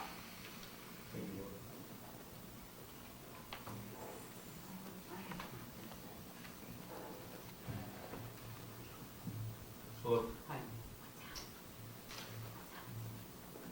I live on Daniel Lane. My neighbor's Moriello. I know you know Moriello. Yep. His parents live in, or his father lives in Parsippany, and they did the housing like they're looking into right now. And there's 300 kids in the school system. They can't get them out. So that's 300 extra kids a year. It's a lot of money. And also I wanted to say with this emergency shelter, you're opening a can of worms because we're going to have problems with it. We really are. Especially with the Red Cross being involved, we're going to be owned. Right. Well, we're not anywhere near that stage. We're going to be owned. Councilman Charles promised you from this point on, anything that's done with that we would have a public meeting with it. So we'll make sure that happens. We'll make sure that it happens. So. You guys have to hang tight, and you really have to care about the citizens. Truly. Yep. We need the truth from everybody. Thank you. I'd just like to say that this council is dedicated to giving you the truth, and as far as I know, in all of the meetings that I've been in, there's no behind the doors negotiation going on that is making agreements with anyone. And I have to say that one of the reasons why I volunteered to be on this council is because I was hoping to make sure that there's nothing that the town is not aware of that happens on this council. There are no deals that are made without approval by the town, the residents of the town. So I understand exactly what you're saying. I agree with We're at you. a critical point that, you know, we really are. And really, we have to just all pull together and do the best for our town, our children. Ed Morba, in town for 36 years, and Sean, congratulations winning your primary. Thank you. And I want to thank the mayor and the council. You guys do, you spend a lot of time. And I talked to a couple of councilmen, and you guys spend a lot of time at your job, and I really appreciate it. So I'm going to be brief. You know, back to the pilot program. Tammy laid out some terrific information. So I just go back to a very simple question. Is the pilot program good or bad? It gets complicated. There's nothing in front of the council right now. But just so the citizens of Kinnelon, know, and I've talked to a lot of people in the last, month or two. People are very interested in this, and they're really coming out. And I've gotten a lot of phone calls. People want to know what it is, and there's information out there for them. But just to be clear for the citizens of Kinnelon, and I know the council knows a bit about this, just it's good to be careful about this program. Just to be careful, because what's better, the pilot program or to be taxed at the regular tax base? Tammy laid out some information. I think that there's going to be maybe a $20 million shortfall if it's the pilot program. If the builder, which we've seen, changes, I've talked to a municipal land use attorney with 40 years experience in northern New Jersey, and I asked him, I said, if somebody goes in with a pilot program, can they change? Can things change? He said, sure, things can change. Lawsuits can change things, and money can change things. So, in the beginning, I kept hearing that this can't change. It can't change. I think it can change. So we just have to be careful. I'd like the citizens of Kinnelon to know that, look at both sides. If someone can tell me that the pilot program is better, financially, right? I'd love to hear it. Our minds are open. You guys, your minds are open. If someone can say it's better, I haven't heard that yet. So if it's taxed at the regular tax base, we all pay taxes at the regular tax base, why would we give this guy a break? Why? I can't figure it out, and if somebody can tell me. The way a redevelopment study works, it picks, decides that this is a piece of property that's undevelopable. Mm-hmm. And that's why. I understand that. And we haven't given them a tax break yet, and No one's done anything well. I Correct. totally understand, and I can't help going to Jimmy because I don't. no, it's not. So, but anyway, I love what you do, Jim. You've been here a long time. I love to go culture at the end. Jimmy. It's great stuff. I can? Yes. Okay, great. I'll call you Jimmy outside. So anyway, just have an open mind. Let's see what's best. Let's try to do what's best as far as the best and highest amount of money, best use for Kinnelon.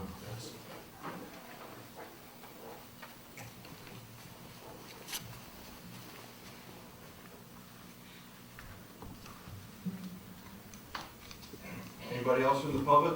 Anyone from anywhere? No? Bueller? No? Good, okay, so we're gonna close to the public. My only comments after open to the public is, as I've said in the last 10, 15 meetings, is that moving forward, what we do with this piece of property, the public will know about it, and we will make the best educated decision with having the best people to get that information for us. There's nobody up here that's going to make anything from this project. It's what we feel is right for the town of Kinnelon. after having all of the information. The pilot might not be right, we don't know that yet. When we get that information, we'll make that decision, and you'll be abreast of everything that goes on. As you know, I've always, when I became mayor, I brought Facebook Live to all of our meetings. We'll continue to do the same thing. So thank you. Okay, we're on, I forgot where we are now. Payment of bills for June 15th. Did everybody get a chance to look at the bills and pay the bills? Okay. So I need a motion to pay the bills for June 15th, 2023. Make a motion. Any second? Second. Roll call, please. Karen, you still there? Okay, roll call, please. Councilman Yago? Yes. Councilman Harris? Yes. Councilman Maybe? Yes. Councilman Russo? Yes. Councilman Charles? Yes. Councilman Charo? Yes.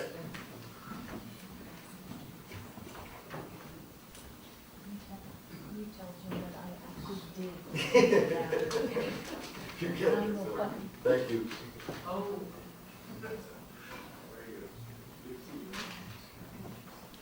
Okay, so we're on consent agenda. We're going to do all the consent agenda, and we're going to pull out K if anyone wants to vote separately on K. I can vote separately on that. M as well? Okay. M is in So there. we're pulling out K and M, so I need a consent agenda approval for everything besides K and M. So moved. Second.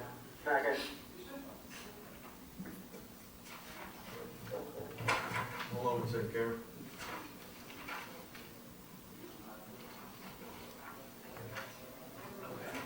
Okay, roll call, please. Councilman Yago? Yes. Councilman Harris? Yes. Councilman Maybe? Yes. Councilman Russo? Yes. Councilman Charles? Yes. Councilman Charo? Yes. Okay, now we're gonna move on to Resolution K. Resolution K is 6/11/23. It's awarding a contract for the purpose of water meters for the Borough of Kinnelon to Rio Supply Incorporated. I know Councilman Harris has made his statement. Is there anybody else that would like to make a statement on this before we vote? Okay, so I need a motion to approve K on the consent agenda. Make a motion. Second. Okay, I need a roll call, please. Councilman Yago? Yes. Councilman Harris? Abstain. Councilman Maybe? Yes. Councilman Russo? Yes. Councilman Charles? Yes. Councilman Charo? Yes. Okay, the abstain goes with the yes, so it's 6 votes. Now we're on M, which is Resolution 6/13/23. It's authorizing the purchase of a dispatch console for the Kinnelon Police Department. Does anyone want to comment on that before we ask for a motion? I do, Mayor. Sure. Mayor, I've been involved in this, discussions of this going on, I don't know, 3 years. And the revelation from my colleague that Mike Peoples says that this is not good for Kinnelon just astounds me. I wish you were there, Councilman, because I was astounded too. What With was the first his thing, basis? What did he? he felt that, given all the different, you're there, From my colleague.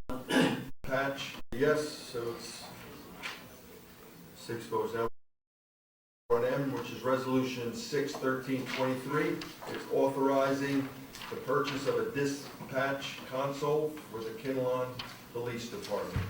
Does anyone want to comment on that before we ask for a motion? I do, Mayor. Sure. Mayor, I've been involved in this, discussions of this going on, I don't know, 3 years. And the revelation from my colleague that Mike Peoples says that this is not good for Kinnelon just astounds me. I wish you were there, Councilman, because I was astounded too. What With was the first his thing, basis? What did he? he felt that, given all the different issues that had been brought up to him and the reticence of our first responders and our police department to go with this, the issue of coverage of town, the cost factors, all the things that we have to do to make this work for the town. And one of the things that came up during the discussion was the price of the walkie-talkies that we were talking about, not only is there a $200 per unit per year charge, which amounts, Mr. Cheerio probably has that information, depending upon the number of radios and mobile units in the vehicles that we first have to purchase as a town, because you can't ask the fire department or the police, well, the police department is the town, but you can't ask the fire department to buy hundreds of thousands of dollars worth of equipment. I mean, if we would insist that they adopt to the county, then we'd have to pay that, and it's $8,000 per unit. And so then you multiply that by the best case scenario and the worst case scenario, and unfortunately I don't have my notes with me in terms of what 8,000 times 45 is, but that's a lot of money that we initially would have to put out immediately to go to the county. So I'm just 360. I'm just questioning that Mike Peoples has this revelation like suddenly. I mean, he's been involved with us for literally years of this thing, and now all of a sudden And that may be the issue, that you've been looking at this as a council for 3 years, and the decision hasn't been made. So obviously, he's of the mind that, you know what, obviously this isn't right for you guys. That's not true. I met with my people the day after you were there. That's not true. That's not what he said. Is what you said to me, Councilman, and No, I it's not. stand And by I it. suggest that we bring my peoples in, let him talk.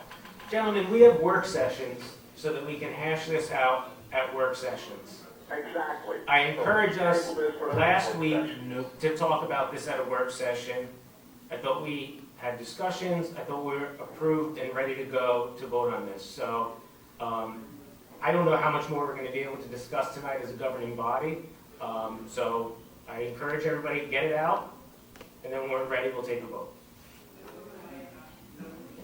I just want to say, I don't see this as, I see this as a 911 issue, not a dispatch desk issue.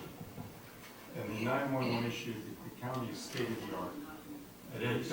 We've got a dispatcher that does 911 24 hours a day in Butler. It does it for Kinnelon, Butler, Riverdale.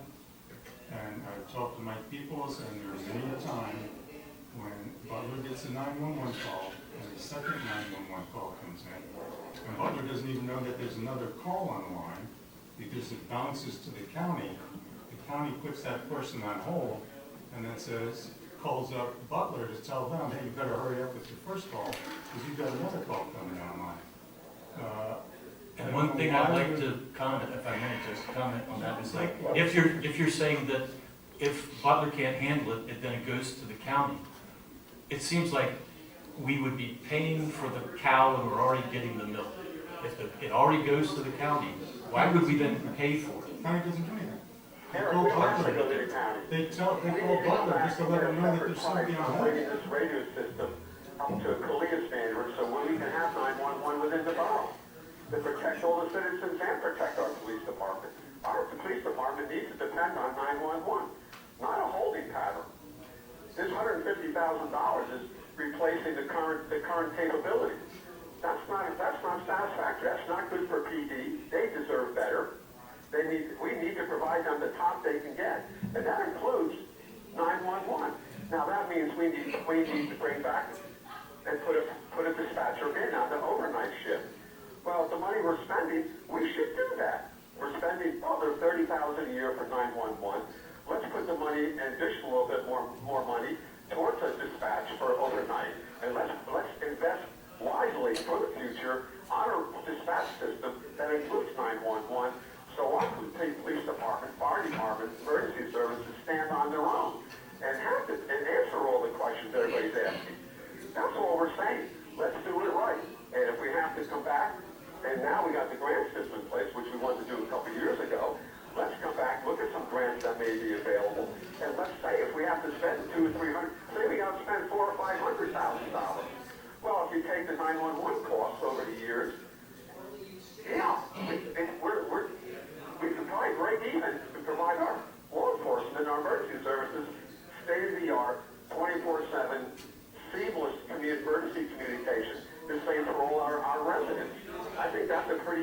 Safe answer. Why replace the status quo when we can spend a little bit more and let's bring a first-class system in that provides 24/7 emergency services for all our special personnel, our police, fire, our residents. We deserve that instead of being in a holding pattern, third in line. We've been on this hamster wheel for a couple of years now. The bottom line is it's not a savings to the borough, and it's not something that our safety providers in our community feel comfortable with. I don't think it's right for Kinnelon. I think it's better to keep it in-house. So as far as I'm concerned, I think we should just put this to a vote and move on. Just to clarify, 911 is not in-house, it's in Butler. We're part of a shared services consortium, and we do that to save money so that we don't necessarily have to spend the money to change the system, hire new people. And also what I'd like to point out is that this is something that our firefighters and our police have time and time again come to us and said, this is the system that works for us, we're satisfied with it, we like having it the way it is. And again, I feel slightly as if my integrity has been called into question when you say that you're surprised that he would say that. Now, if you're denying that he said that, then I take exception to that. I would never ever repeat something that he literally, that someone said to me. That someone did not say to me. So it was an exact quote from Mike Peoples. Now, you can either believe me or not, but that is my position. That is my honest assessment of what was done. So that's all I have to say. Any more comments from the council?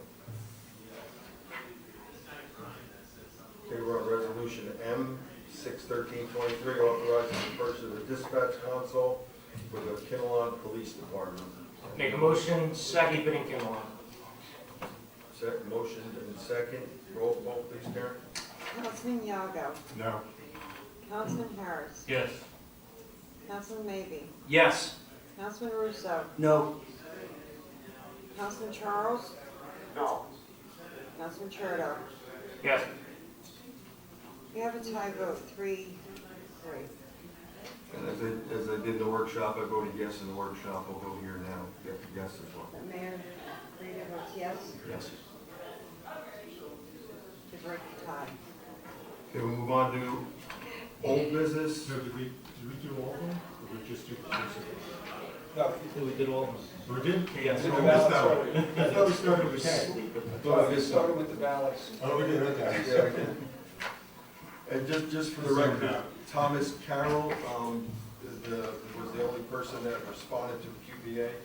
I texted Doug Cabana again today and said QBA ? And he still didn't get back to me. So we had nothing. This gentleman's $1,000 a month. And he could end it at any time. So we have a QBA moving forward, and we can cancel at any time. So Is there something wrong with Jim's mic? it's not, it was on the resolution. I gave everybody a copy of his paperwork. Okay, so now we'll move on to old business, public hearing on ordinance 923, an ordinance amending ordinance 1822 titled an ordinance dissolving the Open Space Committee and Environmental Advisory Committee and creating a new Sustainability and Open Space Advisory Committee. This ordinance was introduced last at our meeting held on May 18, 2023. The proper notice was published as required by law. A copy was posted on a municipal bulletin board, and additional copies were made available to the public. This meeting is now open to anyone who would like to speak from the public on ordinance 9-23. Okay, I will now close this meeting to the public and bring it back to the dais. Does anyone on the council wish to speak at this time? Okay, I need a motion to adopt ordinance 923. Make a motion. Second? Second. Roll call, please. Councilman Yago. Yes. Councilman Harris. Yes. Councilman Maybe. Yes. Councilman Russo. Yes. Councilman Charles. Yes. Councilman Cherto. Yes. Okay, thank you, gentlemen. Now we'll move on to ordinance number 1023.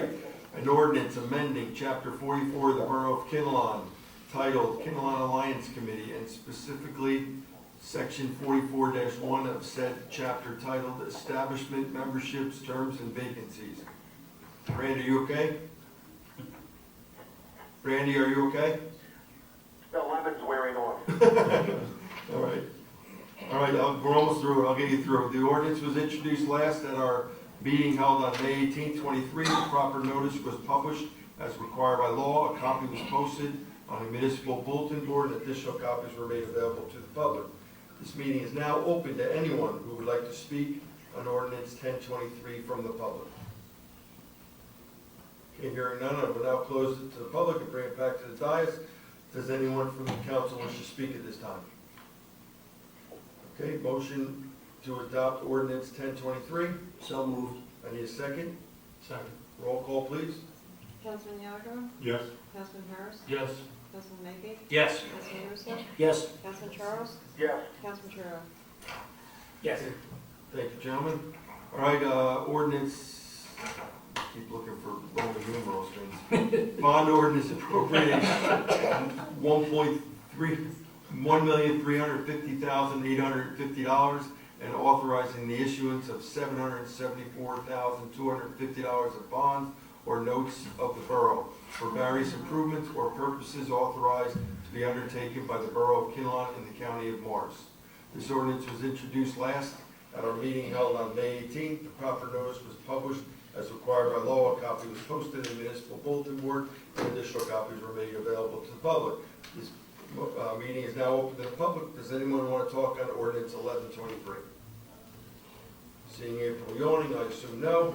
I will now close this meeting to the public and bring it back to the dais. Does anyone from the council wish to speak at this time? Okay, I need a motion to adopt ordinance 1123. Make a motion. Second. Okay, roll call, please. Councilman Yarborough? Yes. Councilman Harris? Yes. Councilman Maybe? Yes. Councilman Russo? Yes. Councilman Charles? Yes. Councilman Trudeau? Yes. Okay, so now we have ordinance number, now we're on to new business. So an ordinance amending, here we go. Article 5. Article 5, Departments, Boards, and Commissions of Chapter 4, Administrative Organization, and Chapter 123, Fire Prevention of the Borough of Kinnelon Code.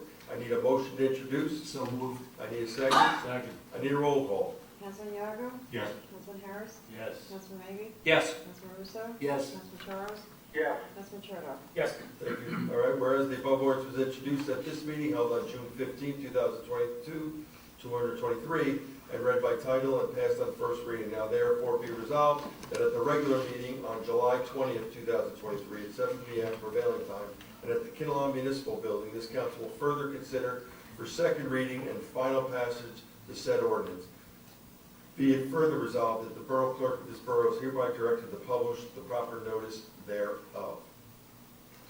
Okay, any tax collector's report and investment officer's report? During the month of May 2023, the tax collector's office processed a total of $10,824,379.30. Investments officer's report, a total of $33,418.03 was earned in interest for the month of May 2023. Okay, thank you. I'm just looking at the date here. Thank you, Karen.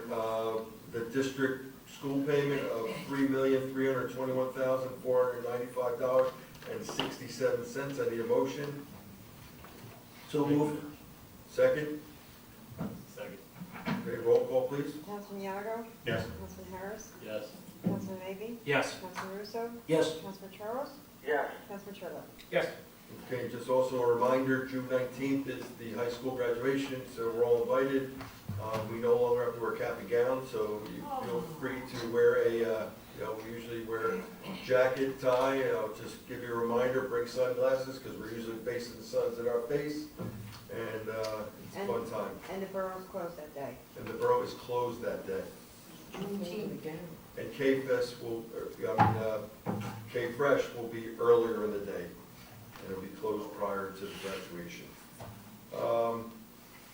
So before I adjourn, we're thinking about going into close, correct? The reason I asked for the close is because we have to talk about salaries for some positions upstairs, and they were supposed to get the information this week. We didn't get it yet. Do you want to take it and absorb it without going into close, and then we can discuss it at the workshop? Or do you want to go into close, discuss it, then discuss it again in the workshop and go for that route? Do you have a handout, Anthony? Karen, I've got it, actually, I've got it. So, I mean, it's up to the council, if you want to go into close, or is that proper? Why don't we just hand it out so we can digest it? Digest it, and then we'll go into close at the workshop, is that okay? Oh, yeah, that's good. Okay. Mayor Cisco always didn't like to go into closed session. No, I don't, yeah, that's why I was trying to get out of going into close. And I know Devin's got a lot of stuff going on right now, so we gotta get her out of here. So everybody will have a copy of this. Feel free to ask questions during the week to the finance chair. Who actually does this? Is this finance or is this personnel? With personnel and finance.